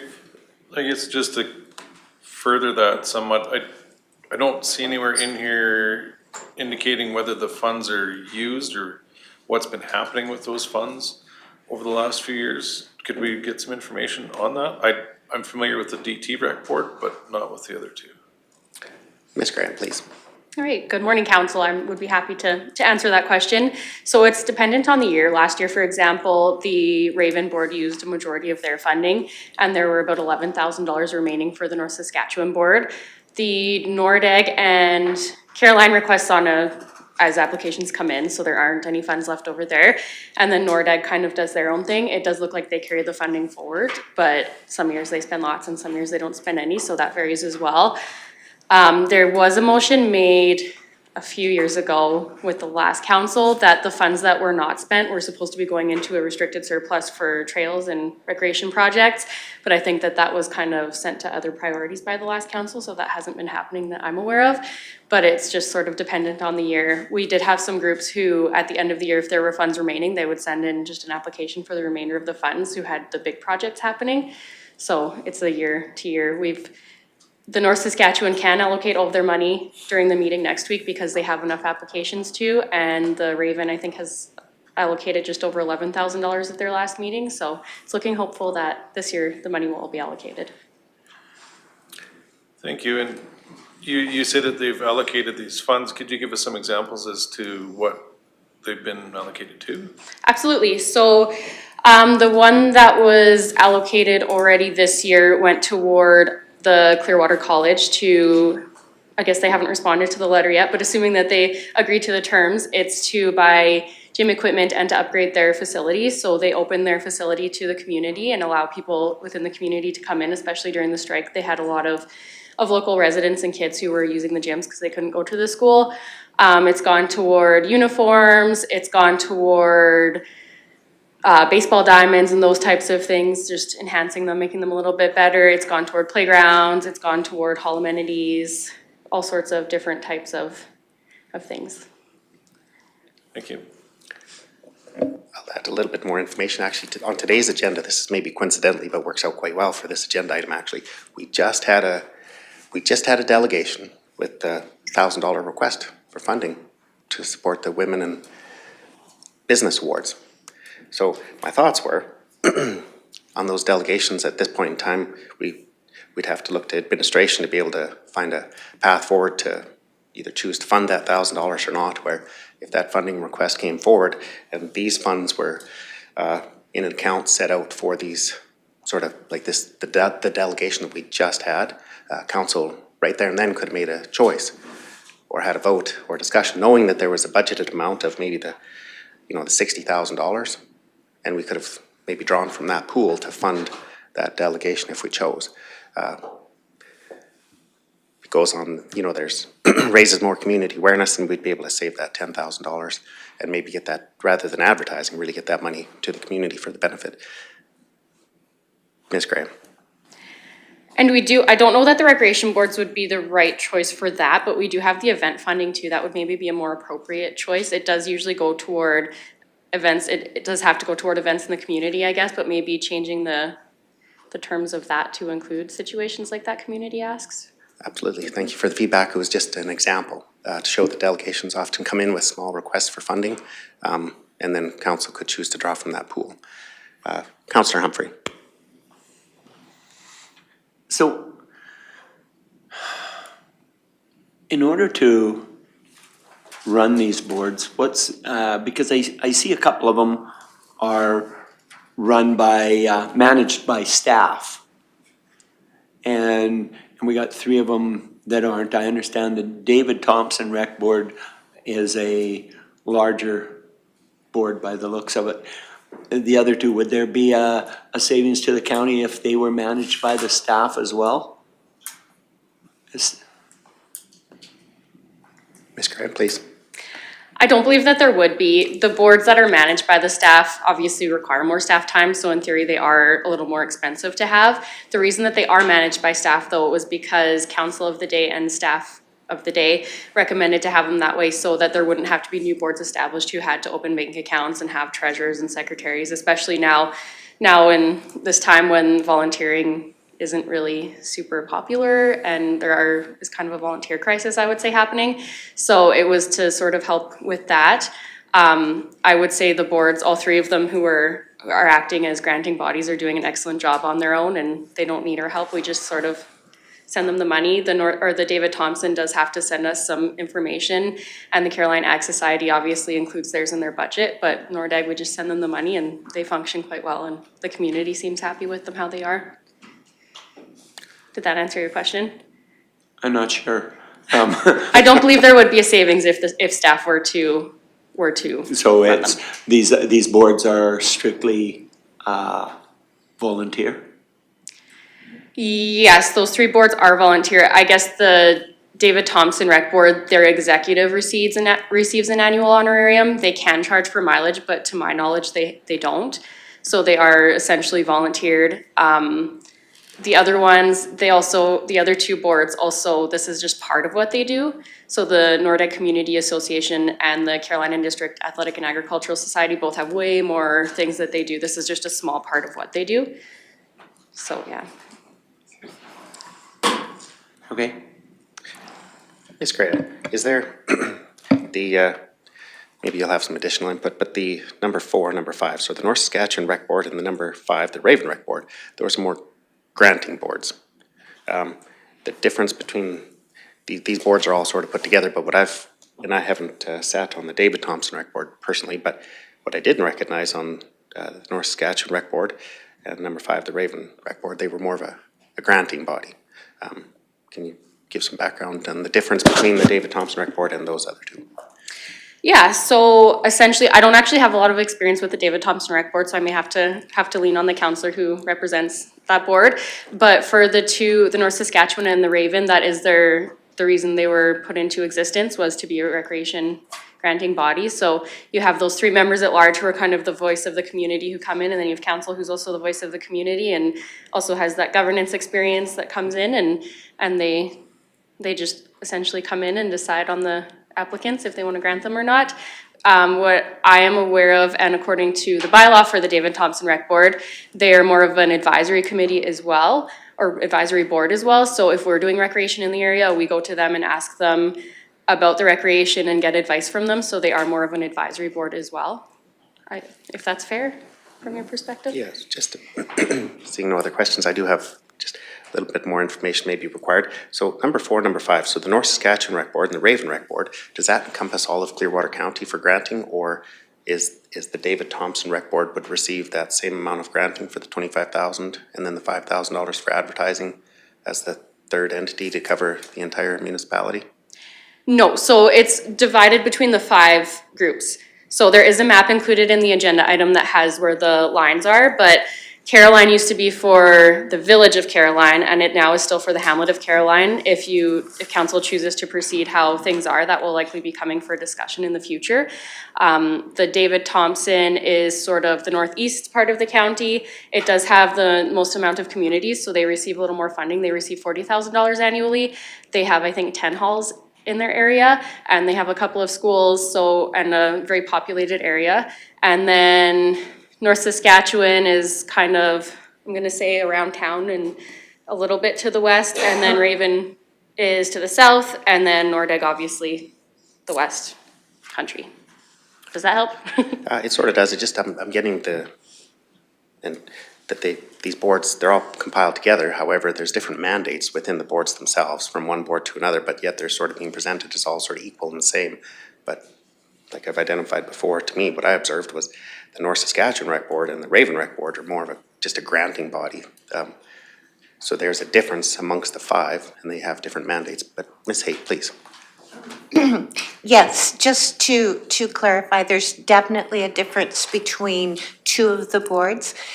So the Nordegg Association and Carolina District Athletic, they are their own board. They were established by, grassroots organization. They do not come under the jurisdiction of council. They have not been established by council. Any funding to those boards is through agreements, and they have extended invitations for councillors to be a representative of Clearwater County and council on the board.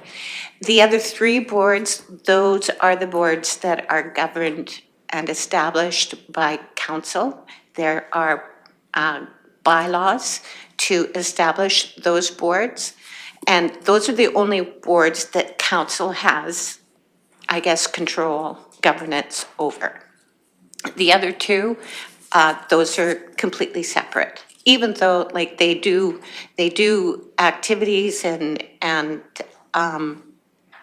they meet the recreational needs for their area, it's council has no jurisdiction over those boards. So I just wanted to stipulate the difference between the 5 of them. Okay, thank you, Ms. Haight. Yeah, I think the intention here is maybe to find, the intention really is for simplification of the number of boards and committees, and really, I think, to have more money and more funding to be able to fund community organization and groups for the benefit, and maybe limit the amount of money that is used for advertising and the staff time to maintain these boards and committees through policy and stuff. Deputy Reeve McKay. Thank you, Reeve. Yeah, I guess I would agree that seeing the amount of delegations that do come to council is fairly minimal. I don't see this council having an issue dealing with the North Saskatchewan and Raven Rec Board funding obligations, rather than having these two entities essentially just performing council's duties without us even knowing what the money's being spent on. And that's kind of a, yeah, that's kind of a weird one as a councillor you're giving this money out to the community, but unless you're on that board, you have no idea where that money's going, right? Whereas if those delegations were to come here, at least we'd be informed, and it would also save in staff costs and remuneration costs, and it would save the public time overall. Thank you very much for the comments, Deputy Reeve McKay. Councillor Powell. I was gonna say the same thing roughly. I was just wondering, maybe administration can help me on this. The North Saskatchewan and the Raven, is there any negative to having those two come before council? When you look at the map, like I'm just looking at the colored map at the bottom here, and I know the Nordegg and the David Thompson and the Caroline one, those are obviously, those are separate. But for the North Saskatchewan and the Raven, for those to come to council, not only would you be saving the remuneration for two boards, but a lot of staff time as well. I mean, we're already sitting here to have another remuneration day for council and members at large. It seems redundant almost. Thank you for the comments, Councillor Powell. Ms. Graham, please. I'm sorry, what was your original question at the start of that? Negative. Is there any negative? Okay, thank you. Yeah. So the largest negative that I would identify would be losing those three members at large, the voice of them. They are out in the community talking about these rec boards. It's something positive coming from the county, which I think we all know is a good thing. That would be what I would identify as the largest negative. I don't know that there would be cost savings for it to come to council, but it did used to happen that way, and I don't know that there's really a negative other than that coming for them to come to council. I did speak with a few other municipalities, and that is how some of them do it, and they seem to be happy with it, knowing that it was really strange because no one does it the same, and every municipality was happy with how it's done. So I don't know if there's really a wrong way to do this.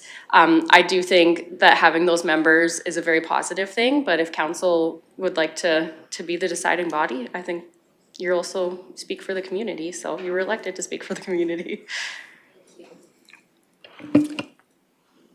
Thank you very much again for the comments. I was also going to say that for individuals, there would also be an opportunity if it was chosen by council or if administration was to bring back additional information. But if there was organizations, they'd also they could have the opportunity to present in person as a delegation for possible funding request, as we just had, similar, just as an example, or they'd also be able to possibly, many of the requests for funding were sent by correspondence to those boards, so they were not in person presentations, which again, we could have the same thing in our agenda packages as a funding request that could be in the correspondence section of the agenda.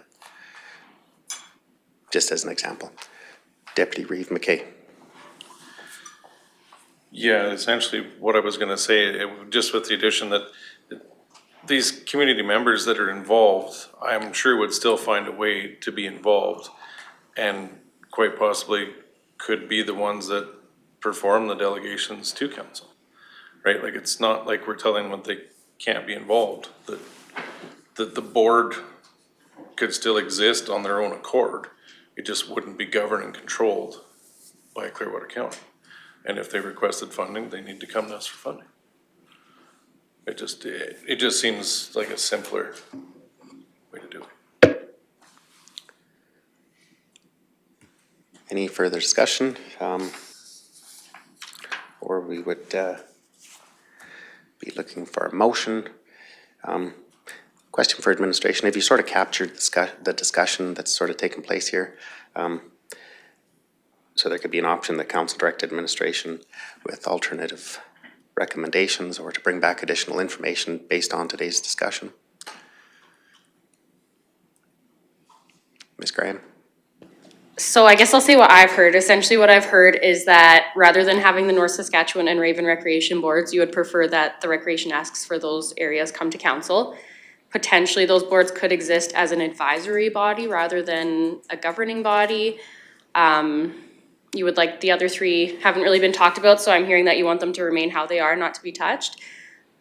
But I think I would need more guidance on what information council would require to make the decision, possibly. Similar, I think the intention is for efficiencies, not to, there's other organizations out there where community members could sit on that are lacking and short of people to sit on those boards. So just to create a board to have a meeting, if there's no applications coming in, just have a board, to have a meeting doesn't make any sense in my mind, and it doesn't have any efficiencies. So really, the benefit is to have the dollars to go to the organizations in the community to benefit organizations and residents and stakeholders in our community with the dollars, rather than having a meeting to have a meeting. Mr. McCauley. I guess just my concern would be is when it does get busy, we're gonna have all these delegations coming towards council. The proposed changes I don't see as a cost savings, and it sounds even keeping the board as it exists would create more work, because now we have to have everyone come before council and have the other board vet them. I'm trying to understand that process, how that would work. I would prefer if everyone I think we should just leave them the way they are, see how they work for a year. People have their terms and see what happens. That's what I would sooner do. Okay, that is an option to give more council members the opportunity to sit on the boards and gather their conclusions themselves. So I think that is actually one of we do have an option as that could be one of them. Deputy Reeve McKay. That does raise one question that's been unanswered is, we talked about the amount of funding that was dispersed, but could you speak to the number of funding requests? Ms. Graham, please. So since the inauguration of these boards for the North Saskatchewan and Raven, there have been a total of 41 applications received. Those were not all approved. Last year there were 9 received, and I believe they were all approved between the two boards. So far this year we have 4 received, and 1 has gone to a board and has been approved. The other 3 are going to a board next week, I guess, depending on how this goes. I don't know how that works, but so far 4 this year. So on average, I would say around 9 a year between the two boards. So it's safe to say that there isn't a high volume of requests. They're, medium to large dollar values with low numbers of requests. Yeah, they range from, I would say, around $600 to $25,000. Well, we have requests for $33,000, but we only grant $25,000. So, yeah, I think that's accurate. See, that's a perfect example of that type of dollar value. I don't see how that could not come to council. So roughly 9 applications per year. How many council meetings do we roughly have in 1 year? 23. Yeah, just even if we called it on the low end, or say we had 20 council meetings per year, that would be roughly 1 funding request every second council meeting. Roughly. Ms. Graham? I was just gonna say it could be for 1 meeting and then none for a few meetings. They come in kind of together. There are 2 deadlines, but that could also be changed. We do accept them throughout the year because we recognize that they're volunteers doing the work, so it would, yeah. Okay, thank you for the information. Further discussion or motion? I think it's been a really good discussion here.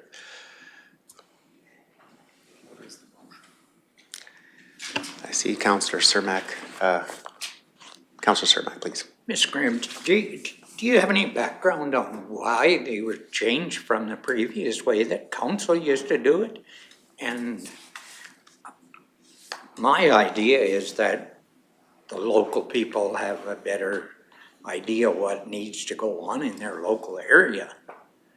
I don't know what the other councils or why it was ever changed. Do you have some background on that? I have a little bit, and Ms. Haight may have more as well. So from watching past meetings with past staff members presenting, the biggest concern was that the 3 areas were directly represented, whereas the other areas weren't. So that was my understanding. So they established this so everywhere had a specific board representing them. And I don't know if Ms. Haight would have more to add on to that. Yes, at the time, Council of the Day was looking for efficiencies. There were a lot of delegations coming to request various amounts of sums for their specific organization, association. And Council of the Day just had thought that, okay, perhaps it might be more efficient use of council's time, especially during regular meetings, to assign a budget number, to establish, to build a recreation board that can sort of take on that duty on behalf of council to look at applications and to determine within that budgeted amount. And they had set the boards up so that there was at least one counselor on each of the boards, so that that counselor could report back to the rest of council as to where the money was being spent, who was applying, that type of information. And it was just, I think, more to just, like I said, free up council's time, make meetings a little bit more efficient, because the process is for delegations to come to council, make their request, and then administration would come back at a next meeting with background information that council would need in order to make their decision on whether or not they wanted to grant that request. So that was the rationale for establishing the Raven and the North Saskatchewan Rec Board. And both boards, if they get, because they're only given 25,000, if they get a request for 35,000, that board can also come to council and request an increase to benefit this recreation area. Certainly if they felt that the request was warranted, but I believe in the past, the boards have stuck very within that budget limit. But we could come to council if they wanted to. They could. Certainly, they could come to council, or they could advise the organization that's requesting the funds, okay, so you can apply for this much this year, and then you can apply next year for any amount remaining. Okay. I would definitely make a recommendation that we stay with the current bylaw. Thank you. Okay, councillors.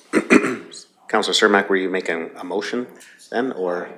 That's my recommendation. I would like to see. And if you need a motion, I'll make that motion.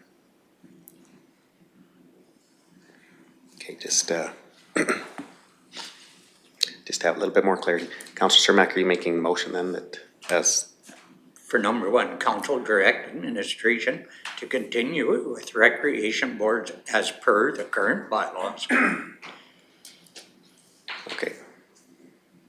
So we officially have a motion on the floor for further discussion, which is council direct administration to continue with rec boards as per the current bylaws. Deputy Reeve McKay. Thank you. Question for administration that is of interest to this recommendation. In the interest of efficiency, would there be anything preventing this council from granting a funding request at the meeting that it was requested at? Like if a delegation comes in, what red tape, what process prevents us from granting that request at that time? It's in the council's procedure bylaw that states that any request for funding by a delegation is referred back to administration for background information. However, council can still decide to forego that, to bypass that. And certainly if council feels that they would like to make a decision at that time, they're most certainly, it's within their purview to do so. Sometimes when a delegation comes, they're presenting information and administration has not had opportunity to review that presentation, offer some suggestions, recommendations. Sometimes a request may, like a council policy or a bylaw may already cover a request that an organization has made. So having that bit of a buffer time in between decision-making just allows council an opportunity to have full background information as opposed to perhaps missing something that, you know, would be important to know prior to making a decision.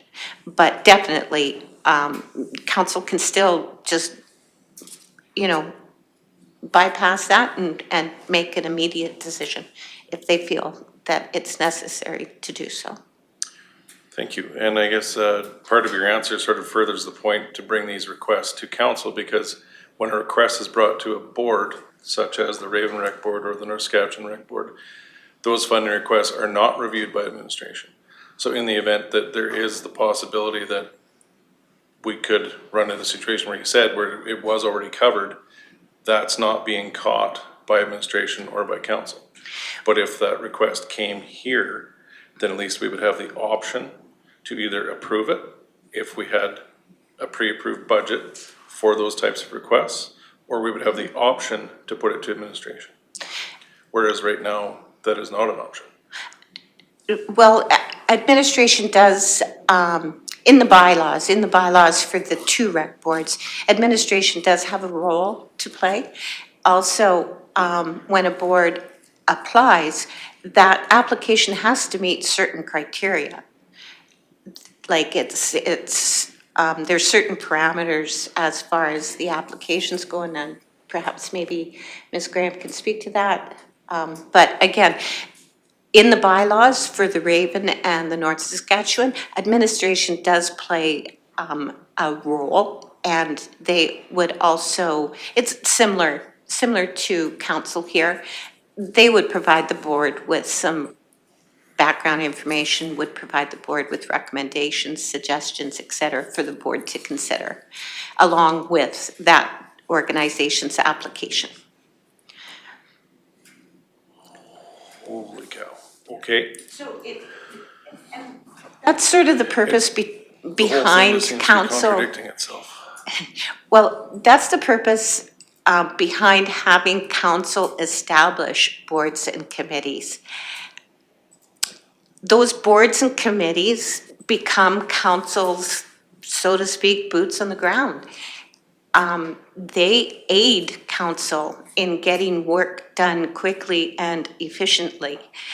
Council has like really big issues, like for, you know, budgets, strategic planning, and sometimes, you know, to help manage council's personal time plus their you know, governance time, having a board and committee do some of that, you know, hands-on, carry some of that workload can be very beneficial to council. It's, and like I said, these boards and committees established by council, it's council that sets those parameters, and they're the ones, it's council who decides exactly what the board and what the board can't do. And so it's almost like an extra arm for council to have a board and committee. It's something that's used to assist council. And that's the purpose for having them. Thank you, and that's good information, but sometimes, with all due respect, delegation often leads to decisions being made that those in charge would maybe not be in favor of. As from a business perspective, over-delegating leads to failure typically. For sure, for sure. Thank you for the comments. Deputy Reeve McKay. Councillor Powell, please. Just one other question for administration or some history. Why was there not just one board made with people from the North Saskatchewan area and the Raven Rec District and the David Thompson? Why wasn't there just one board made where we had individuals from each part of the area specifically and we have 3 meetings going on, we have 3 remunerations, staff time, et cetera, et cetera. Why wasn't there just one?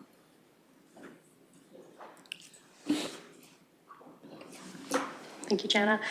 So the David Thompson did pre-exist this, and when they created these boards, they did expand their borders per council's request.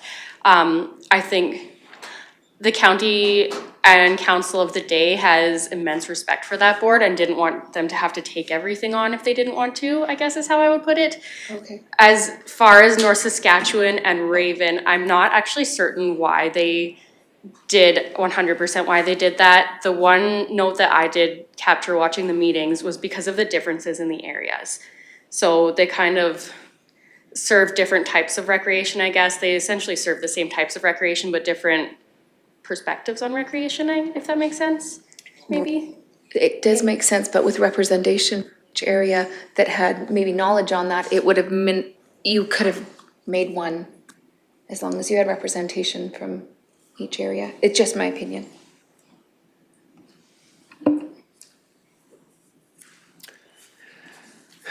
Okay.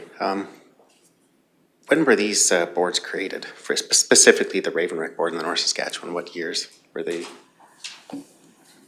Ms. Graham? 2020. Okay, so 2020, so we have a little bit of history now to sort of judge, and I think there was good intentions by previous councils to create the boards, but times do change, and we often review bylaws and policies, and there's, time passes, and we do have now a time that we can judge if the boards truly are delivering to the community that they were created for. With organizations coming to council or this board, there would still have to be that due diligence to make sure that the organizations that are doing funding requests are legitimate. But Ms. Powell, do you have any further comments? Oh, no, Okay. sorry. If I don't see any further comments, questions, we do have a motion on the floor, but I do see that Councillor Letwin would like to provide some input. I'd like to say something about the David Thompson Rec Board from what I've experienced in the past and my family's experience in the past growing up. They've been very diligent and very forthright to the community with what they've done, and they've helped out a lot of organizations get started, gymnastic groups and clubs and one thing and another, and helped with uniforms, etc. And they've been very positive. So I don't know if you're directing that, what you said towards all the boards, or just to the 2 specific ones, North Saskatchewan and Raven River. So I'm not sure what you're looking for there. But I'm just saying that from my past experience, David Thompson has done a marvelous job. Really good stand-up job for the community. Excellent. No, Councillor Letwin, my comments were specifically, I haven't had the opportunity to be able to sit on the David Thompson Rec Board. I've never had the opportunity, but I have sat on the Raven Rec Board and the North Saskatchewan Rec Board, which appear to be more of a granting board. So. Just wanted to say that, that's all. Thank you. Excellent. No, that's really good. Thank you very much. Councillor Cermak. Yeah, the only reason that I brought this forward is that I like how the boards are set up now, because you have individual people at large from our community that sit on each of these boards, so you get the perspective of our ratepayers out there. There's only 1 or 2 councillors that sit on the board of 5 or 7 board members. So you have some input from local people that are in that area. That's usually who are picked. And that's the reason why I like to keep it, because then you have the people that are at the ground level that voted us in here that have some input into where their dollar goes.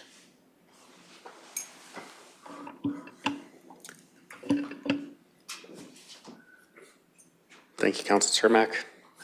If there's no further discussion, I will call the question, which I'm not seeing any further discussion, we do have a motion on the floor.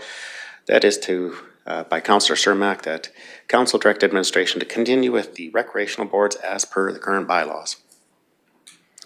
This can always be, this will give council additional time to have individual time to sit on each board and get familiarized with the boards. And if it needs to be brought up again at the organizational meeting in October or sometime in the future, it can be addressed or revisited at that time in the future. I'll call the question. All those in favor? Those opposed? Motion is passed.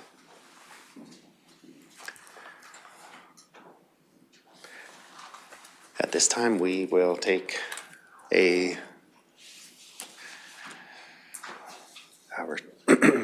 we'll take a recess till roughly 12:40.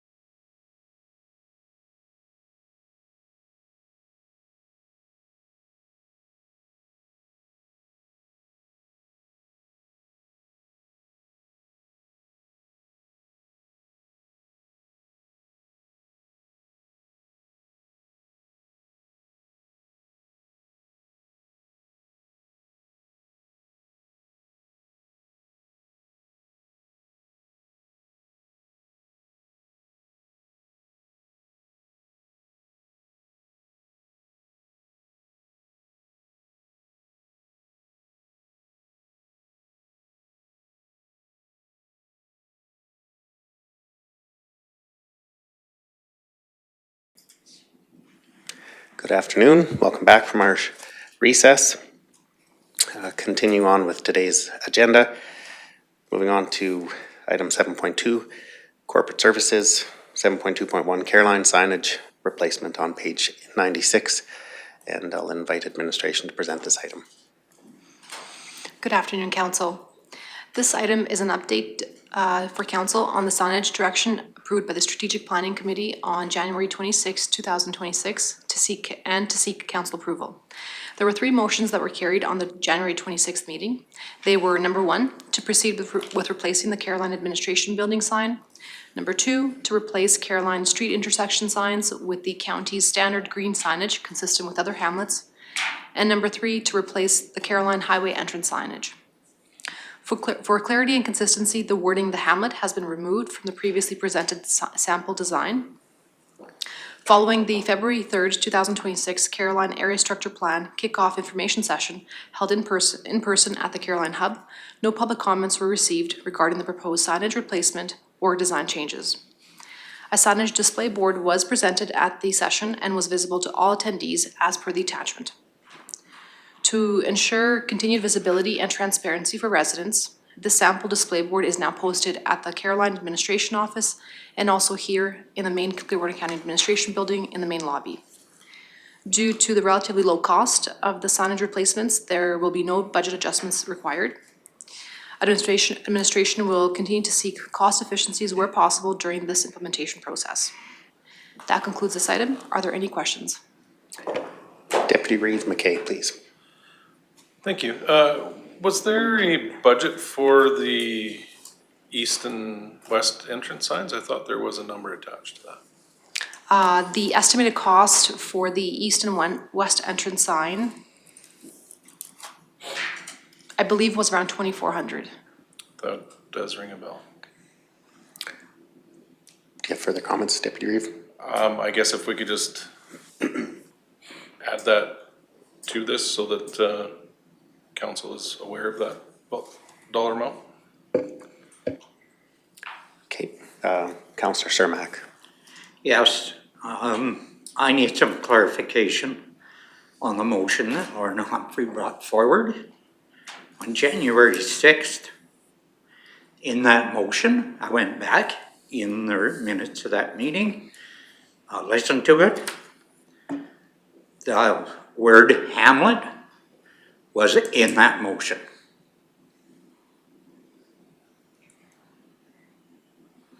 So I don't know how it got removed.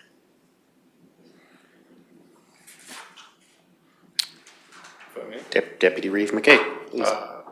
I believe it was removed through discussion via email.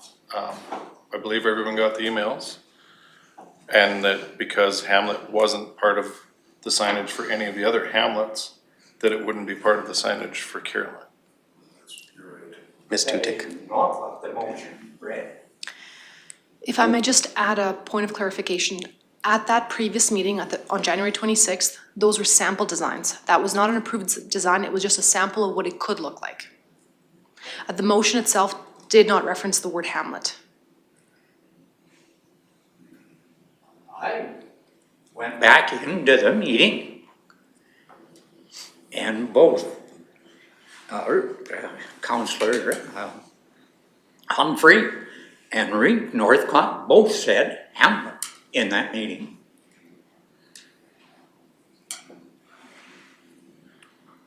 So right now, it sounds like we need the discussion to have whether hamlet's going to be included in the sign or not. And Deputy Reeve McKay, please. Would you like to make a motion to add it, Councillor Cermak? I don't know how to proceed here. No, I don't have a problem with that. And I did write an email to everybody stating that. I didn't get any reply back.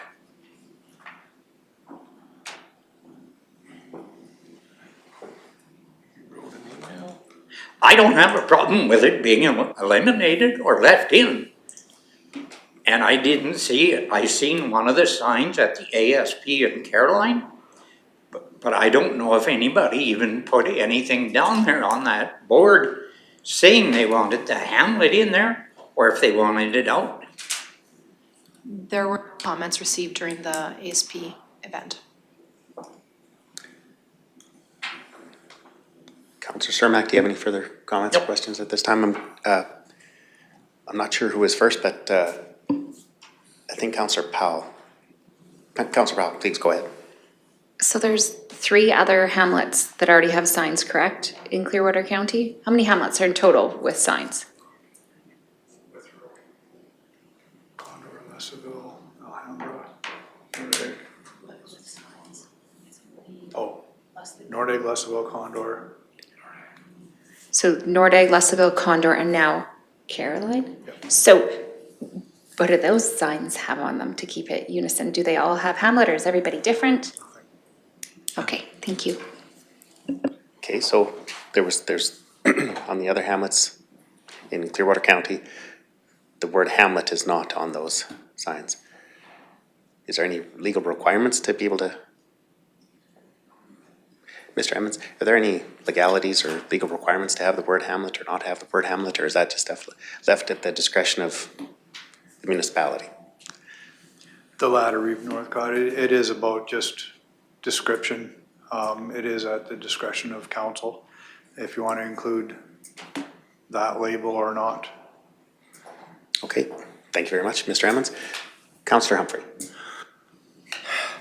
Trying to remember way back to then, I didn't go read that, but, cause I thought we did talk about it later on. And I thought, did we change it? Did you listen to the whole meeting? Yep.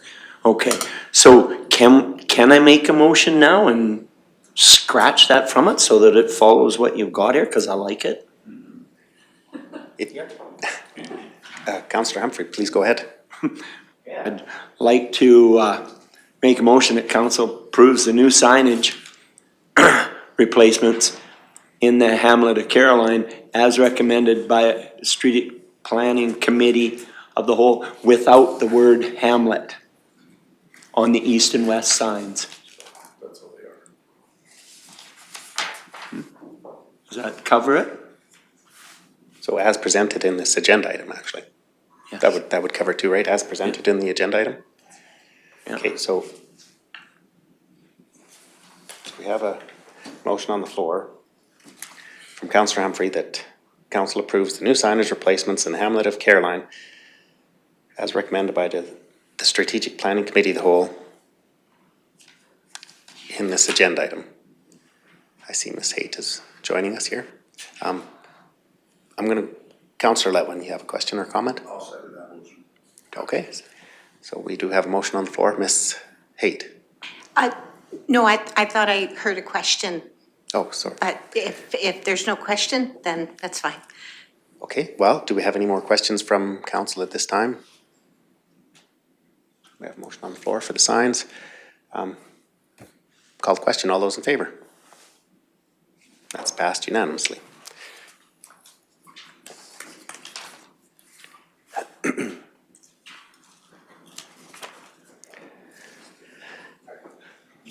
Moving on to item 7.3. Emergency Services, the FireSmart Vegetation Management Program on page 99 of today's agenda. Good afternoon, Reeve Council. So just a little background, FRIAA, which is the Forest Resource Improvement Association of Alberta, they're a body that we apply for grant funding to conduct FireSmart work in the municipality. They have continual opportunities to apply for grant funding, and most recently there's one that closes on February 13th that we have applied for, and every time we apply for one of these grant funded projects, they require we have a council resolution either supporting the project or not supporting the project. So my ask here today really is for you guys to approve or support the application that I've submitted to FRIAA to continue the FireSmart work in and around Nordegg. Okay. One of the things that didn't make the agenda package was this map. So I'm assuming one of the questions is going to be where. And so what we're looking at here is, I don't know if you can zoom in a little bit on that map, but we're looking at the 0363 chunk in yellow is what this current application submission is for. The 0325, the stuff in red, and the 0353, kind of the southern portion in yellow, is already been approved. You guys have provided support for that one, and those projects will be way here shortly. So this is just really continuation, and this, to put in perspective, is the Nordic subdivision.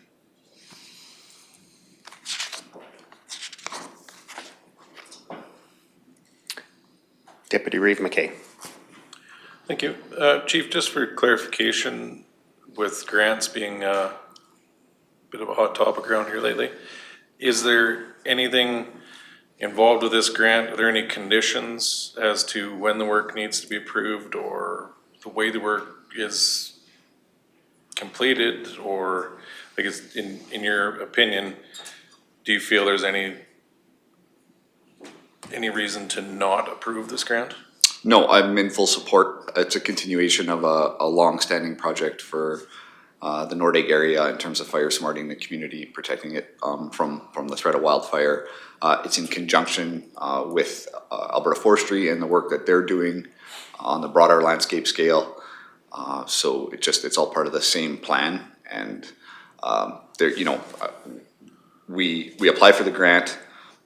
If we're successful in being awarded the grant, then we go through standard county process. We RFP and tender out the work to get that carried out. This particular project, we're probably looking for be next winter's work kind of thing, unless FRIAA is not going to make a decision until June, so it'd be next winter's work. Okay. I guess just to be a little more concise, is there anything within this grant contract that could allow the province to request the funds back after the work was completed? Say it wasn't completed in a manner that they approved of? Without having the CGA in front of me, there's always provisions that if the work isn't completed appropriately, I think that they can deny final payment on it. We've never experienced that issue to date, and we've had many of these go through. We follow their process as required and have always been successful in receiving the grant funding. Okay, thank you. Councillor Powell. I was just gonna make a motion that council endorses Clearwater County's Forest Resource Improvement Association of Alberta grant funding application for $200,000 for vegetation and fuel management adjacent to the Nordeg. Thank you for the motion, Councillor Powell. Councillor Levin. Okay, nope, accidental light. Councillor Cermak. Can you explain to me exactly what vegetation management is and what you do out there in that particular area? And why is one red and one's yellow? Yeah, absolutely. So the whole area is looked at holistically, and then a prescription has been developed for treatment of the different areas identified. And so what you're looking at, this particular project, the 0363, is for a selective mulch. And really we focus on cleaning up the dead and down material and then spacing some of the live timber, the live crowns to a certain spacing. The red is a pile and burn. So that one is a little different treatment. So there's many different treatments, from thinning and pruning to selective mulching to full removal to pile and burning. So the red area will be completely gone? It'll be right down to bare ground, sort of thing? No, not necessarily. That particular one, I believe, is slotted for a pile and burn, just because the forest type there doesn't lend itself to mechanical selective mulching with like a mulcher or an excavator, just due to terrain and the location of it, some of the fuel types that make up that particular piece. So, portions of it will be very open, but there will still be some remnant standing forest there as well. Oh, okay. Yeah. Good. So when you're down there won't be any soil erosion or anything? No, that's all, tried to be factored into the prescription. You know, I can never say what Mother Nature is gonna do. If it was to give us a big rainstorm, you know, immediately after, you could potentially see some stuff, but we try to limit the impact it would have. Okay, thank you. Okay, so we do have a motion on the floor from Councillor Powell as per staff recommendation. There's no further discussion. I'll call the question. All those in favor? That motion is passed. Moving on to item 7.4,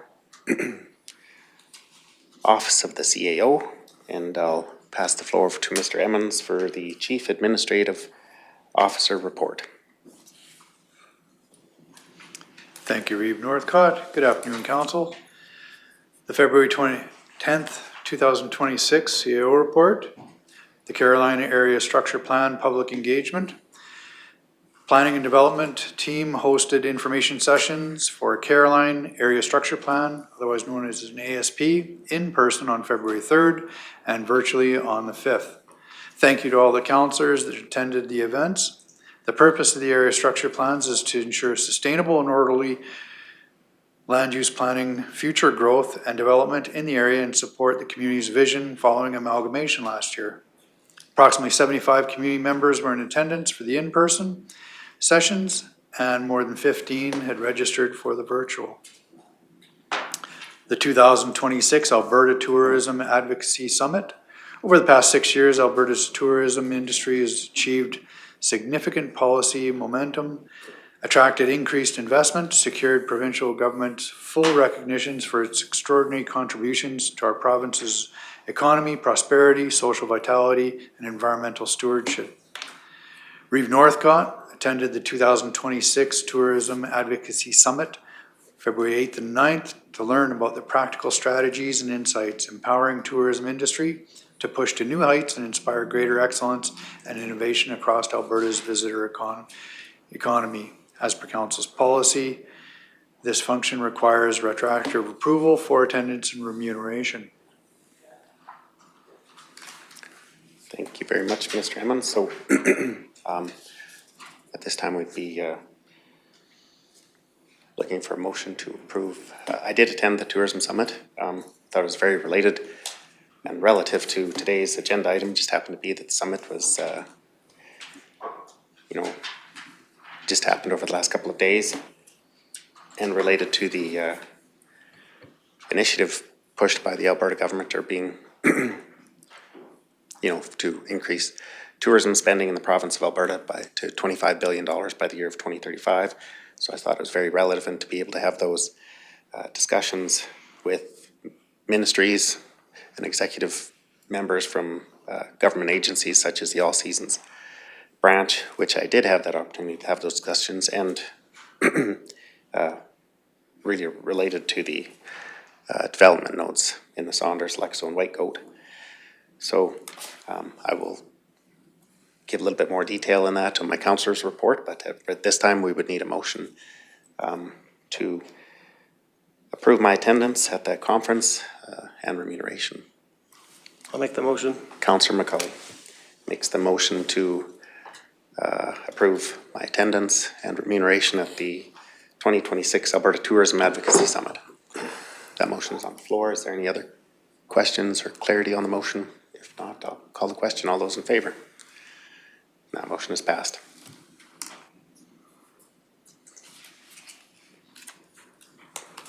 Mr. Emmons, do you have anything else that you'd like to add for your report, or that concludes your report? That concludes the report. Thank you very much, CAO Emmons. Councillor McCully, do you have a, no? Okay.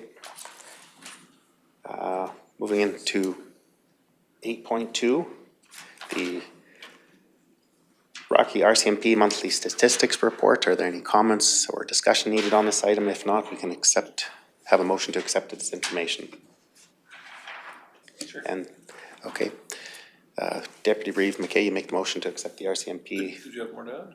Nope. Okay. Yeah, I'll make the motion to accept the RCMP report for information. Okay, we have that on the floor as a motion. Councillor Cermak. Yeah, I'd like to add that There was two of us that attended the RCMP one at Carolina. They had a bit of an overview there. Councillor Letwin and I were both there. And the coverage that we're getting from the RCMP, and they said at the meeting there that they are at full staff now and have never been that way in the last decade, which is pretty amazing. So I take it that when we phone in there, we probably will get some RCMP or somebody doing the follow-up and doing for us. So our dollars being spent should be recovered good on what the RCMP are here to do for us, if they're at full capacity of officers. That is great to hear. So maybe our dollars are getting spent in the right area then. Thank you, Councillor Cermak. We do have a motion on the floor from Deputy Reeve McKay to accept the RCMP report as information. Seeing no further discussion, I'll call the question. All those in favour? That motion is passed. Just to go back to the CAO report, if we could have a motion just to accept that as information as well, that'd be great if council member would entertain that motion. Councillor Cermak makes the motion to accept the CAO report as information. Sure. Call the question. All those in favour? Motion is passed. Item 8.3, council remuneration report. Are there any comments, questions, or we could entertain a motion to accept these remuneration reports as information?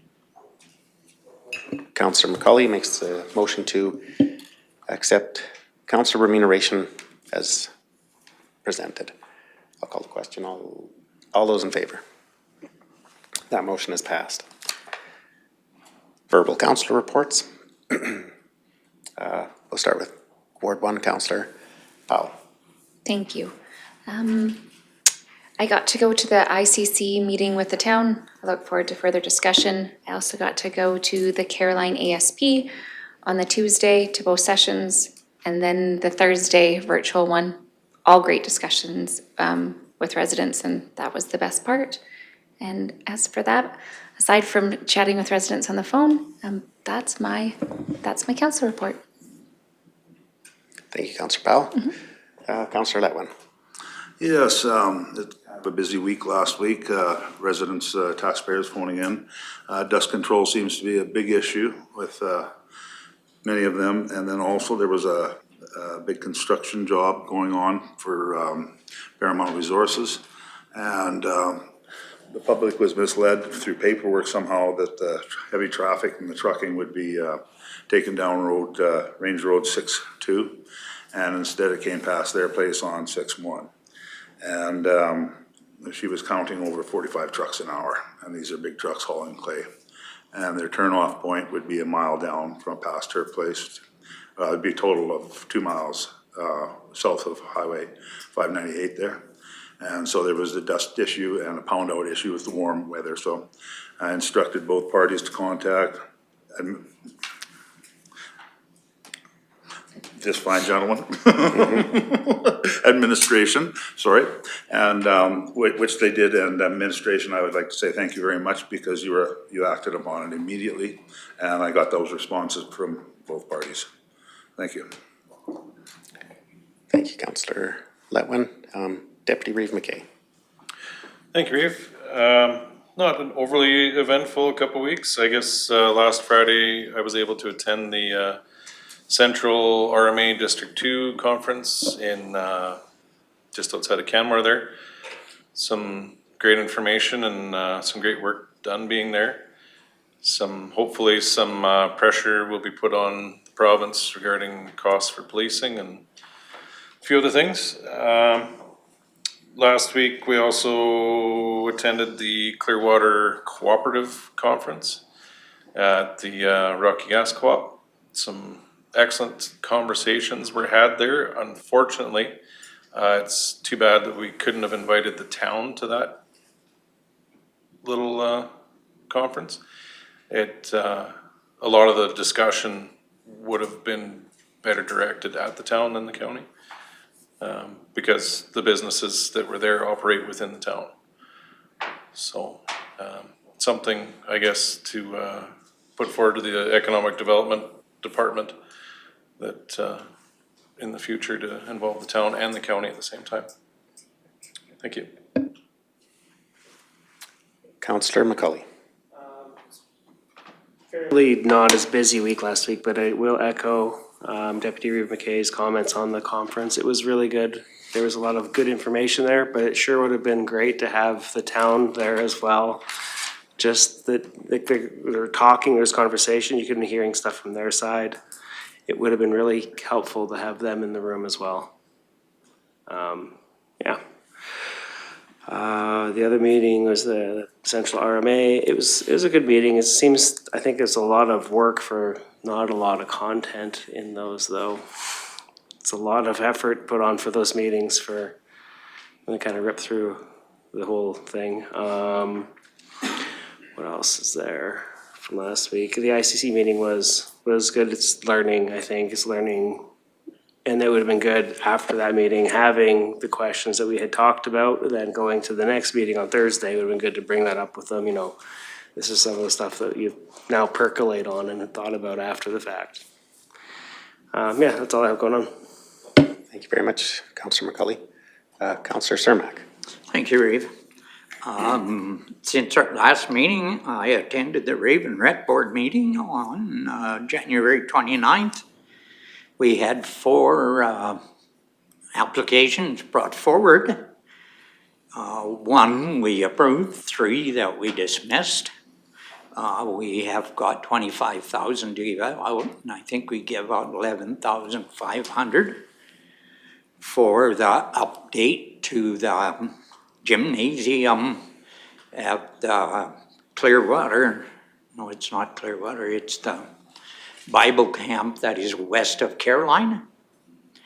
They allow anybody in Clearwater County, and I believe even some people from Mountain View come there to use the facility there in the winter time.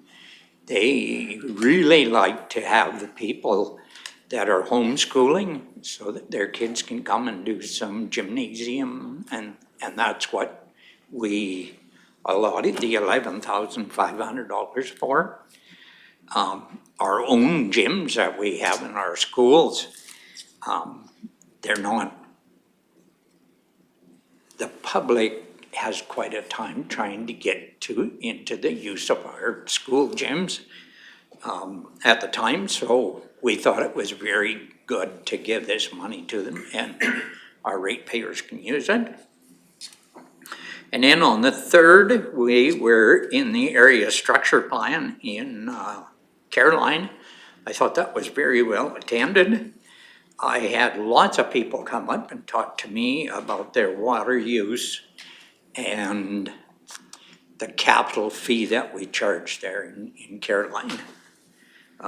And we need to discuss that in another meeting. And then on the 6th, last Friday, I was at the CRMA meeting at Harvey Heights. The police funding model was there and they presented, and they said by 2030 you can expect the police budget to be increased by 30%. That's how much more it'll go up. We had a really good 2 people from the Municipal Viability Advisory Group from the Alberta government came, Charlene Brown and Denise Lines, and gave a real good overview of what happens with amalgamation or a dilution. And Reeve gave a great speech on what the hidden expenses you can expect after you amalgamate that you never think about, like changing all your bylaws and many other things that you don't think about, that because you've created a brand new county. Even though it's the same name, it's all brand new, so you have to redo everything to accommodate the new one. And these people, they said at any time anybody needs information, we can get a hold of them and they will try to help us out with the amalgamation that we're doing with Caroline right at the moment. And then on the 9th, I had a library board meeting here on Monday. And we, at the last previous council meeting, we had an agreement that the administration brought forward to the council as a whole for an agreement that the Clearwater County Board signed. We had a Mr. Ken Allen from the Municipal Affairs in Edmonton get a hold of us by email. He got a hold of our chairperson and said, do not sign that. He said, we will make some adjustment to it that should be how it is. He did not agree with how the agreement was wrote. So in our April meeting, Ken said he would come down and help us redesign it to make it so that it would be appropriate for the county and for the library board, which I thought was really good. And I think that's all I have to say. I think I talked a lot. I had a busy week, and this week's even busier. I would agree, Councillor Cermak, it is busy. Are there any questions for Councillor Cermak? I should have asked if there was any questions for any other councillor reports as well, but any discussion on any of the reports that we've heard so far, or any questions at this time for Councillor Cermak? I do have one question, just the, Sure. and it might be a little bit related to Mr. Emmons. Our current police funding model and the contribution from Clearwater County currently, and the increases that are projected in the dollar amounts to 2031. Okay, with council's indulgence, I will pull that up. I didn't give you any. Yeah, in that meeting, they didn't give us the dollar figure, they just said it would go up 30%. Yeah, there will be an increase, but I was just, and it doesn't have to be exactly, Mr. Emmons, but if it was just a close number. I have email from the province of Alberta. Okay. So currently Clearwater County is sitting just around that 1.4, 1.3 and change. The 26 to 27 requisition will go up 22% to over 1.5. 27 to 28 will go up an additional 24% to 1.8 over. 28 to 29 will go up an additional 26% to 2.1 over. 29 to 30 will go up an additional 28% to over 2.4. And then in 30 to 31 is Councillor Cermak's 30% increase, which brings it up to over 2.6 million. So at that meeting, and they only give us the 30 to 31 figure, that it was going to increase by 30%. The rest range anywhere from 22 to 28% per year. My goodness. Oof. Is there any further discussion or any other comments? Thank you for the report, Councillor Cermak. Councillor Humphrey, please. Yes, well, I also attended the Clearwater Cooperative Conference, and as did Councillor McCauley and Councillor McKay and Reeve Northcott. And yeah, it was very good, a lot of information. one that stuck out to me is our Evergreen Co-op is a thriving co-op. But they're thriving because they're able to move some of the stuff into areas outside of just our county. They're into Rimby, which falls in another area. They're in Banff and they're also in Jasper. And it's enabled them to be extremely profitable, which is great. They're also, one of the key things that come out of that is the fact that they have the gas bar and the convenience store, the liquor store, the car wash on the opposite end of town. And apparently that just turned out to be one of the best moves that they made, one of the best decisions they ever made. So yeah, nice to know that we have such a thriving and viable business in our county that it's able to branch out like this. So that come out of that. I also was at the West Central Stakeholders meeting where I was able to touch on and talk to them about the meeting that the ASP that we had in Caroline for our area structure plan there and bring that to light out of the area and bring that into there, give everybody kind of the lowdown on what's going on there and the direction and again, just that it's a plan. It's a plan to go forward, an area structure plan, that doesn't mean that it's happening tomorrow, but that we've got a plan in place for it to grow. So yeah, that was all good. Lots of good information at the West Central Stakeholders meetings. They have representatives from the AER, from the Farmers Advocate. So there's always some really good information, as well as a lot of the major players in the oil and gas industry are there to give updates and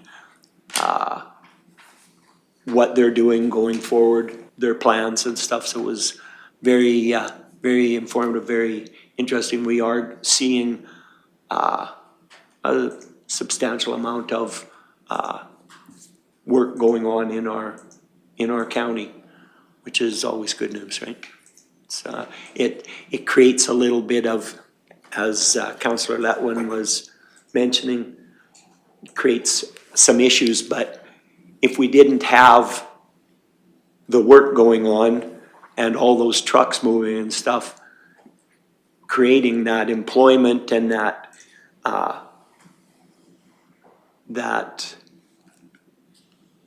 don't know, it's fuels our economy and makes everything go, keeps our taxes down by having all this industry here.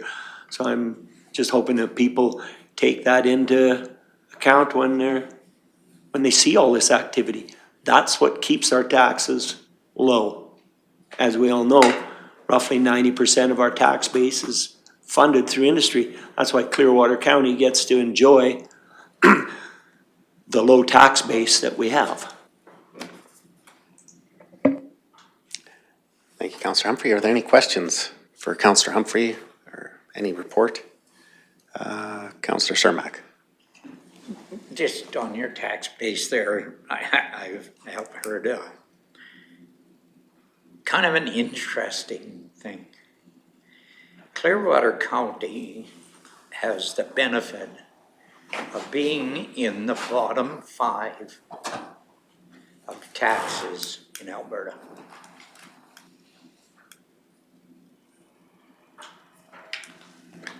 And that is a really good spot to be in. That's extremely low. Yeah. When you're in the bottom 5. Yeah. So this county can be pretty proud of what this county has got over the years. When we are in the bottom 5 of all taxes in Alberta. I've got some comments in my report. Sorry. I'll start off positive. So, many of the same events as fellow councillors. I did also attend on a very positive note and a very proud moment. I did attend the Northern Alberta Farm Family Awards in Edmonton, and I would just like to say congratulations to the Lobley family of Clearwater County. They did receive that award. It was very proud to see them get that award. So I'd very much like to recognize them.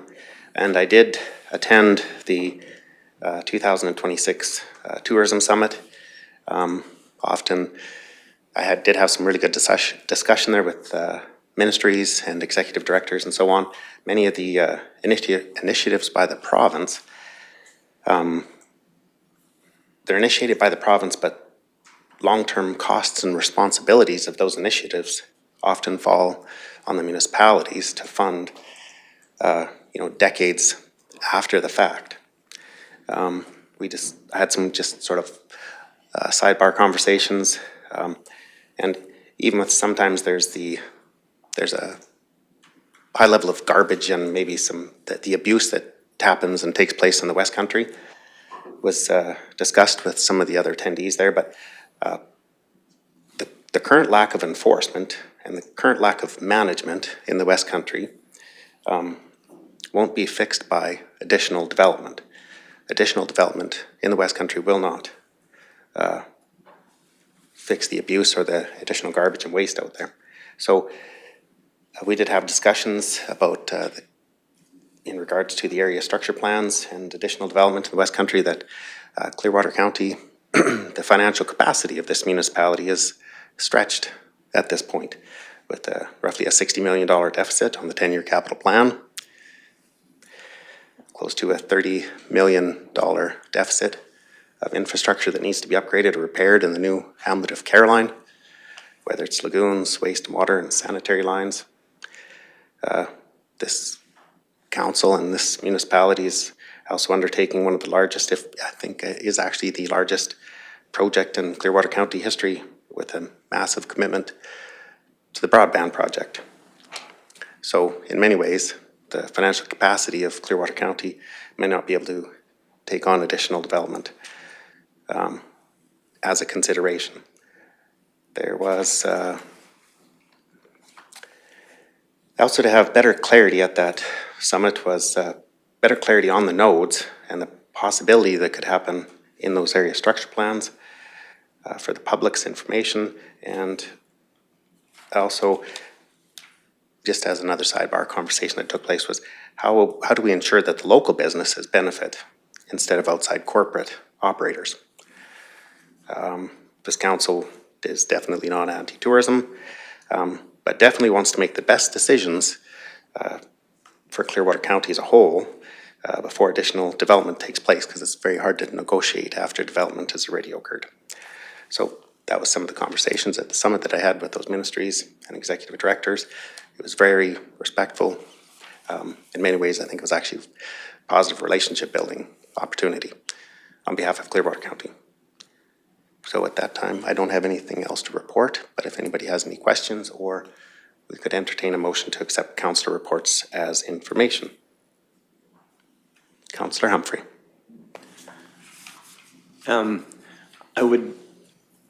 Two things. I would make that motion after, but I would like to address this and the fact that the reason we're able to be in this, as I was talking earlier, have this very, very good tax base that we have because of our industry and the activity that we see in this county. That's at this moment. It might not be reflected going forward with all the extra expenditures that we are facing with all the issues coming up that we have to address with our broadband expenditure being as large as it is, with our amalgamation, we've got what's going on in Nordegg as well. So all of these things are definitely going to put a strain on council going forward as to as we try to make the best decisions going forward for the county and the residents in this county. Having said that, I'd like to make a motion that, that we go ahead and accept the council reports as information. Okay, thank you very much, Councillor Humphrey. We do have a motion now on the floor to accept councillor verbal reports as information. Seeing no further discussion, I'll call the question. All those in favor? That motion is passed. Correspondence. We have a letter on item 9.1, letter from the Central Alberta Economic Partnership, 107 of our agenda today. Is there any questions or discussion, or we can accept that correspondence as information? Deputy Reeve McKay. I will make that motion, but first, I don't know if all of council's had a chance to read this letter, but it may be something to consider taking the same path that the city of Red Deer did with Cape. I know it's not something that we can do at this particular juncture, but just something to consider. So I will make the motion to accept the letter from Cape as information. Absolutely. Thank you very much for the motion, Deputy Reeve McKay. And I do know, I haven't had the opportunity to watch their council meeting or the decision that was made or took place today in the City of Red Deer Council chambers, but it'll make for a good discussion, I'm sure, in the future. So we have a motion on the floor by Deputy Reeve McKay to accept the correspondence as information. Call the question. All those in favor? Motion is passed. Moving into item number 10, which is notices of motion. I do not believe there are any notices of motion at this time. Nope. There are none. We will go back into our tabled item, which was item 5.4, and I'd be looking for a motion to lift that from the table.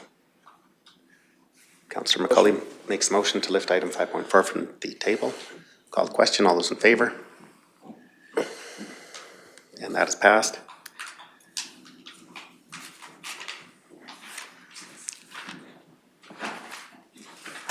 Thank you for joining us again, Mr. Bisson and Ms. Gillen.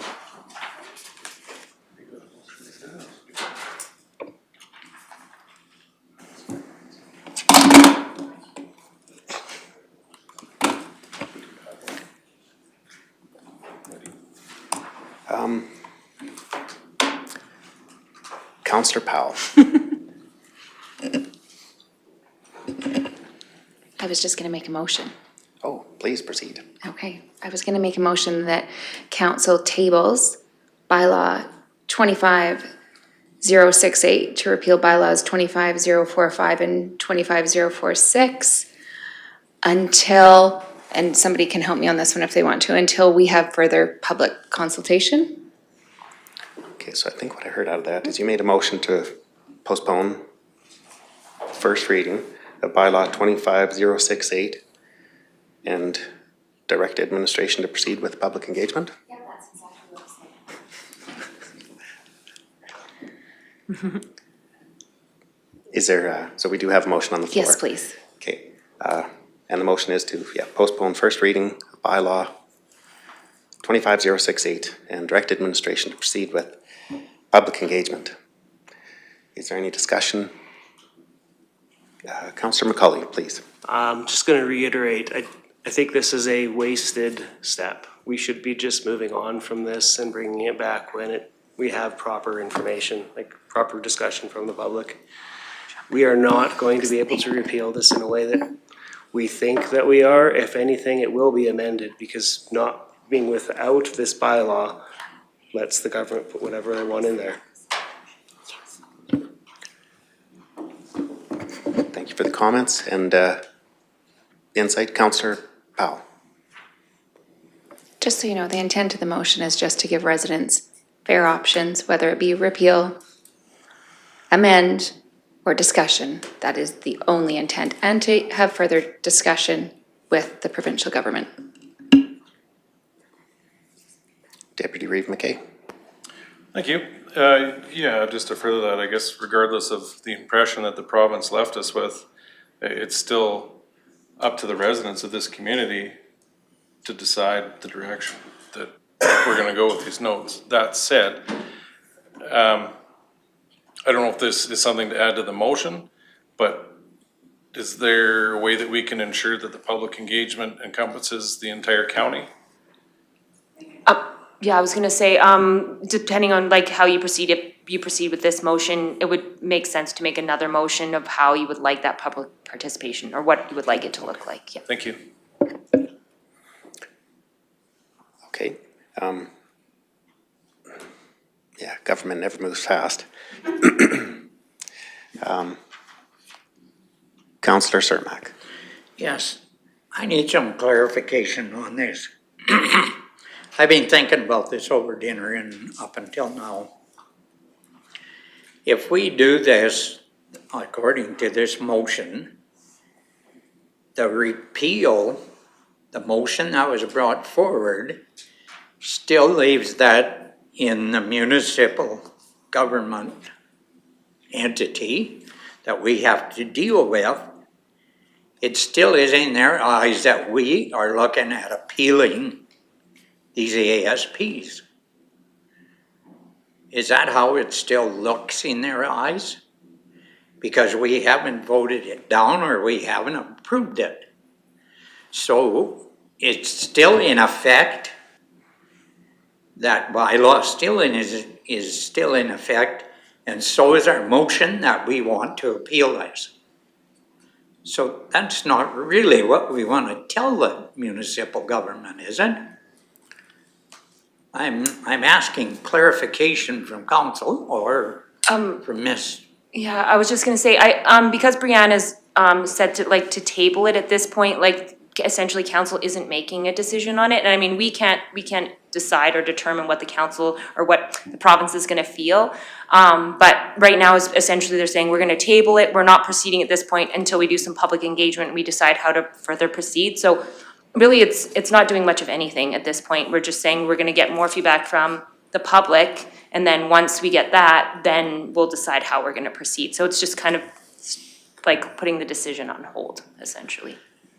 So I guess to further that, if the municipal government says, okay, we got some developers that want to go into Whitegoat,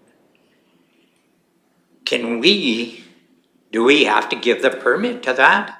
And if we do they have to abide by that? Or is it in their eyes that we want to appeal this, so then we have no say in it? Until it is repealed, the ASP still applies, so they would still have to look at that document as part of the consideration in the memorandum of understanding. That would be, they would still have to take that into consideration, anything in the immediate future. So they couldn't go ahead with anything that we would have our input into it? They would have to look at the document, they'd have to consider it. And we would still have to give them the development permit? Correct. But we have no jurisdiction over the land? They still have to give the lease and permissions as well, but we do have some influence, Okay. yes. I think I'm okay with this. Not totally sure about that, because I think he gives the wrong impression that we're still looking at appealing this bylaw. I know how you worded it, but I would like to know, I think on the other hand, that's why we had the municipal government come and give a spiel here, because we put it forward that we were going to appeal it. Councillor Powell. Can I make a comment? Sure. So something that was just said, I think, by Ms. Gillum is, so whether this motion is passed or a new motion comes to the table, is whatever happens, it happens. But I do believe there would be a second motion made that would direct on how the public engagement happened. We could also include in there that the provincial government is part of it in some way or another. I know that's still open-ended. The last meeting we had, we said we would go back to our tables and then come again. I think by postponing it is showing that we're not saying no right now. We're saying let's get some more information. So maybe you will be the person, if this does get passed, to make the second motion that, you know, with public engagement, the government is involved at some level. Just a suggestion. Okay, well, I do have a few comments, and maybe this will this may help a little bit, Councillor Cermak. Really, there's an endless number of motions that municipal councils can make at any time throughout a council meeting or throughout the year. So, and a lot of those are, you know, could be in relation to working with the province. So there's you never know what motion's going to pop up. However, staff have made the efforts and they've drafted all the bylaws. They have everything right here, and it's at council's discretion whether they want to proceed with first reading or not. But the work is done. We're basically just postponing this to get community input and engagement. I'll just leave it at that. But there was much respected dialogue. Councillor Cermak, when I was at Edmonton, I met with the ministers and stuff. They really do want the municipality, you know, to make the decisions based on our community and our region here. So there was no, I had no indication that they were going to push or had that desire. They really truly want us to represent the community here in Clearwater County, is what I got out of the discussions that took place. So we have a motion on the floor from Councillor Powell to postpone first reading bylaw 25068 and proceed with public engagement. One question for administration: do we need a date of when this is going to be postponed to, which future council meeting, and how much time would you need for the public engagement to take place? And I'll just add just one little bit more. You know, these area structure plans have been discussed since 1992. That's over 30 plus years. So I think to take a few months to really, truly make sure that the community has clarity on what is entailed in these and future financial obligations that could arise out of development that could take place in those is due diligence on this council. So to take a few months is a very small amount of time, considering they've been over 30 years in the making. C.A.O. Emmons. Thank you, Eve Northcott. And if I may, I would suggest the motion could be worded to reflect something like when community engagement has been completed, and then with council's next motion identifying, you know, just for an example, you know, 4 halls looking to the north, south, east, and west, for example, could be a starting point for conversation. Okay. Councillor Powell. So we do have motions. We need to make an amendment to that motion or have that motion withdrawn and then a new motion presented. Would that be correct, Ms. Haight? I understand that Councillor Powell's motion was to table this bylaw pending completion or until public engagement is completed. That's sufficient. And then another motion to follow, identifying how many public engagement sessions and a general area for, or location for the public engagement sessions. So maybe out of the first motion for the tabling of the first reading of bylaw 25068, we could just remove and proceed with public engagement and have that as a separate motion. So we'd have a separate motion that would read maybe that council direct administration to bring back a public engagement proposal for council consideration at a future council meeting. Yes, that would be sufficient too. Okay, so Councillor Powell. But that could be a separate motion. Right. It doesn't have to be part of the first motion that Councillor Powell has placed on the floor. Right, absolutely, and I've just included that. It was included in the first motion that Councillor Powell table first reading of bylaw 25068 and direct administration to proceed with the public engagement. But maybe we could just, if it was okay with Councillor Powell, remove the participate with public engagement off of that first motion, so that the motion would only read that we postpone reading bylaw 25068. It should indicate pending completion of something. Okay. Yeah. See, we'll get this at pending Yeah. completion. Would you like to make that motion, Councillor Powell? And to that motion, does it Yes. just need to have a pending in there? Pending completion of public engagement. So that council makes some, or that I make a motion to postpone bylaw 25068 pending the completion. What do you have written down over there? Of public engagement. Pending the completion of public engagement? Okay, yeah. Okay, that motion is, would work for administration. Okay. Councillor McCauley, do you have any questions or discussion? No. Okay. Seeing no further discussion, I'll call the question. All those in favor? And those opposed? Motion is carried. Okay, second to that motion, I'll make a motion that council direct administration to bring back a public engagement proposal regarding the area structure plans for the Saunders, Alexo, and Whitegoat development node area structure plans for council consideration.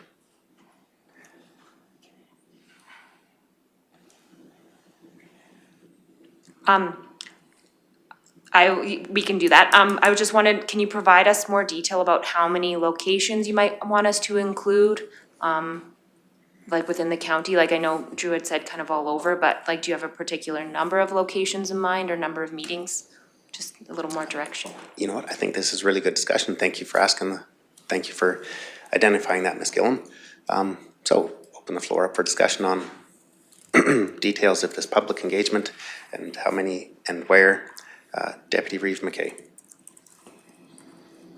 I guess just looking at the halls that have been active for these types of things before, Caroline, Leslieville. Well, Leslieville's out of commission for quite a while, actually. Condor maybe? Yeah. It's supposed to be maybe by May. But there's the Elks Hall there as well.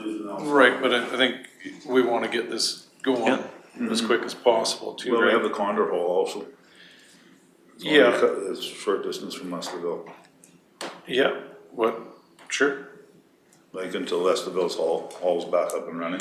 Condor's just a little smaller, but. No, it is smaller, yeah. It's not that much smaller. We've run meetings there easily before. Okay. Yeah. Okay, so we're seeing Bigger than the Elks Hall. Good, I like your idea of Caroline, Condor, Leslieville area, Rocky, Nordig. I'd like to also include Cramond. You Yeah. could, if you'd like, yeah. Yeah, there was often very little or almost no What about the Bingley engagement. Hall?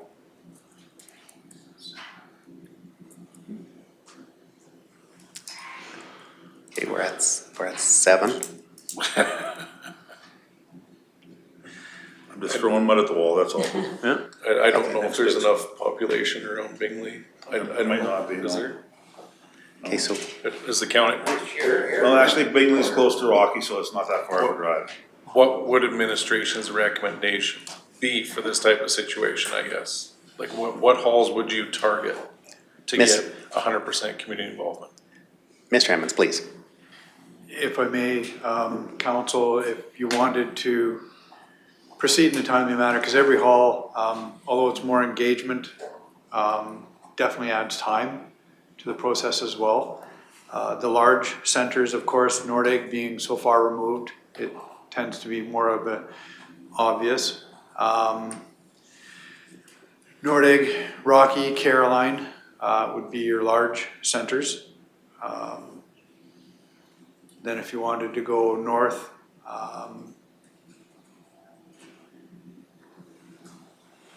I would propose Leslieville would be the next best choice. That's east, isn't it? There's no other halls north, and Frisco's so close to Rocky, Yeah. Councillor Letwin. Yeah, fair enough. Just tends to be not Fair enough. valuable. But Leslieville Condor, say, Whichever one's available. Absolutely. on availability, yeah. Those would be my initial thoughts, trying to keep it down to in around that 4. Those are the ones we often have meetings in if we do, like with the MDP, the land use bylaw, the Caroline, Condor, Nordic, Rocky kind of locations.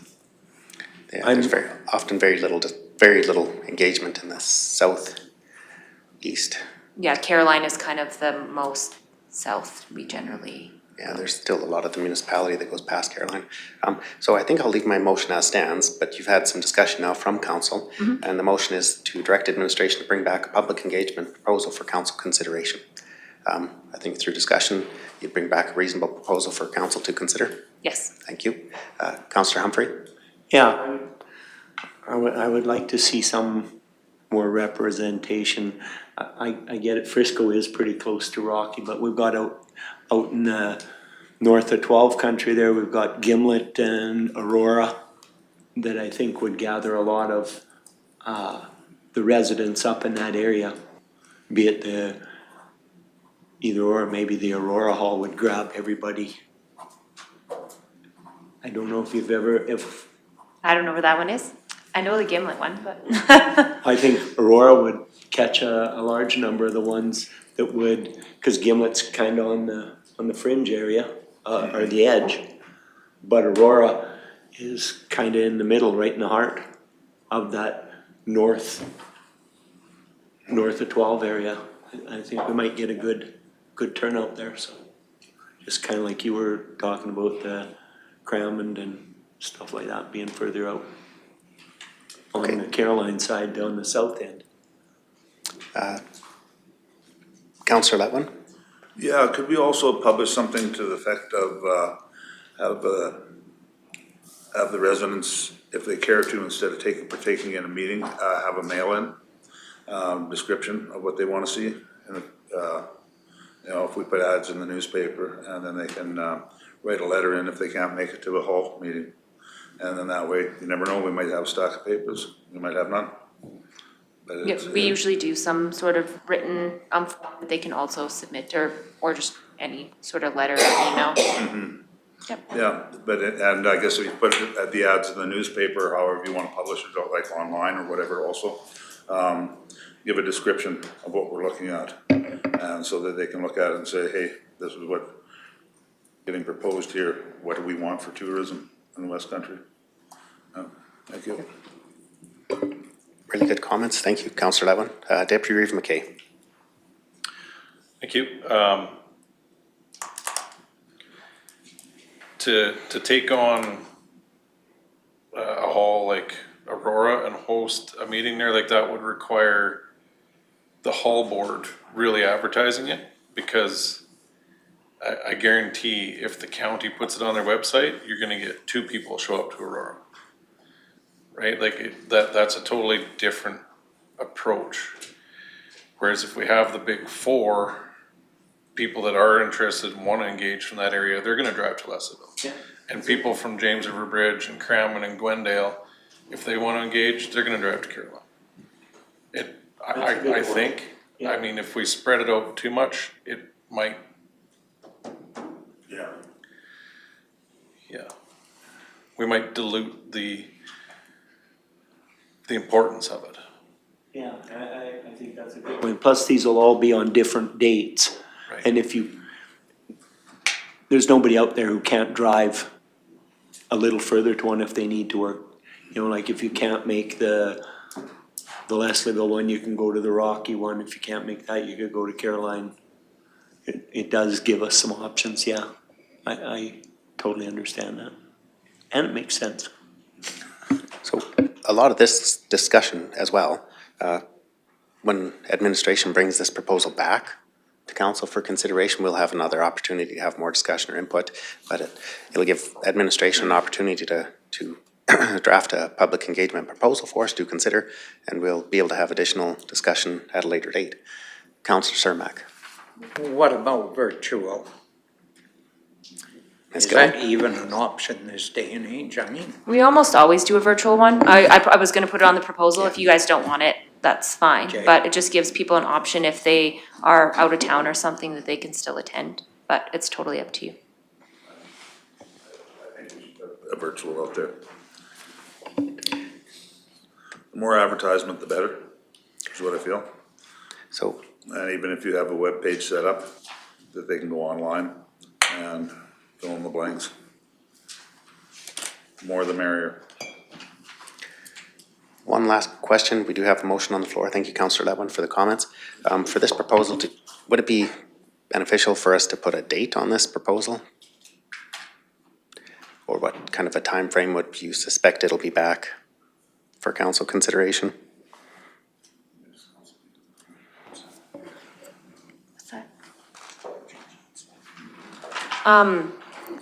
Rick was saying possibly next council. I guess it would depend on if you want to have like possible dates for halls for that. It would, just if we have to contact them and determine like, are we working with Jana with your calendars to try to find a week that might work, or we can try to schedule them, or if you just want a general plan and then we can figure out the dates after.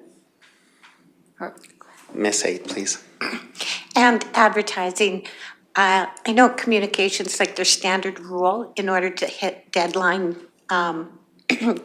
for various publications like the Mountaineer, Western Star, et cetera. Communications recommends at least 4 weeks in order to get that advertising out. So if that helps at all. Okay, I'll just maybe leave the motion as is and then trust that administration will bring this back for council consideration in a reasonable amount of time, so that you have enough time to be able to properly research the information and bring it back to council.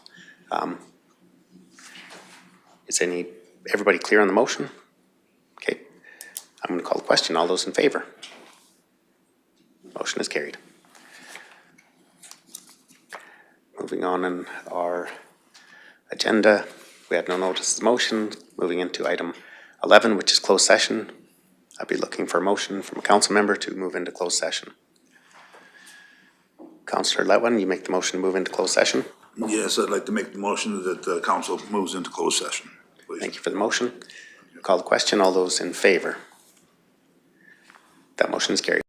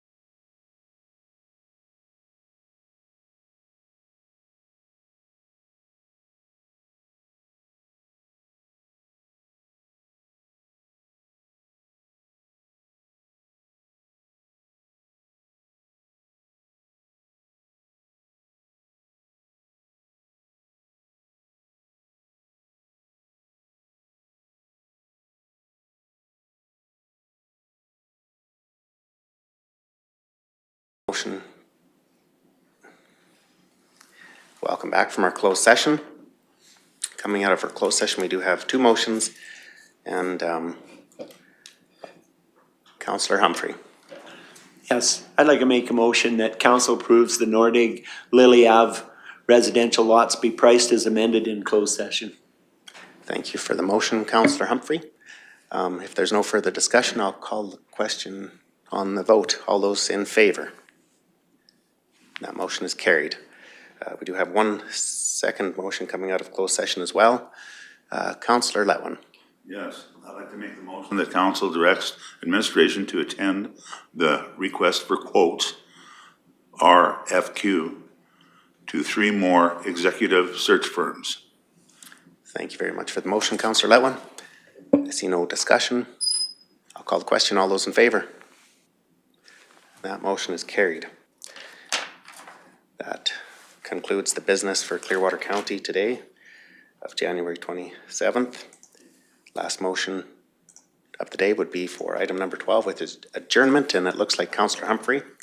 I'd like to make a motion that we adjourn for the day. Thank Okay. you very much for coming out, everybody. Yeah, thank you for the motion, Councillor Humphrey. I'll call the question. All those in favor? That motion is passed. We're adjourned.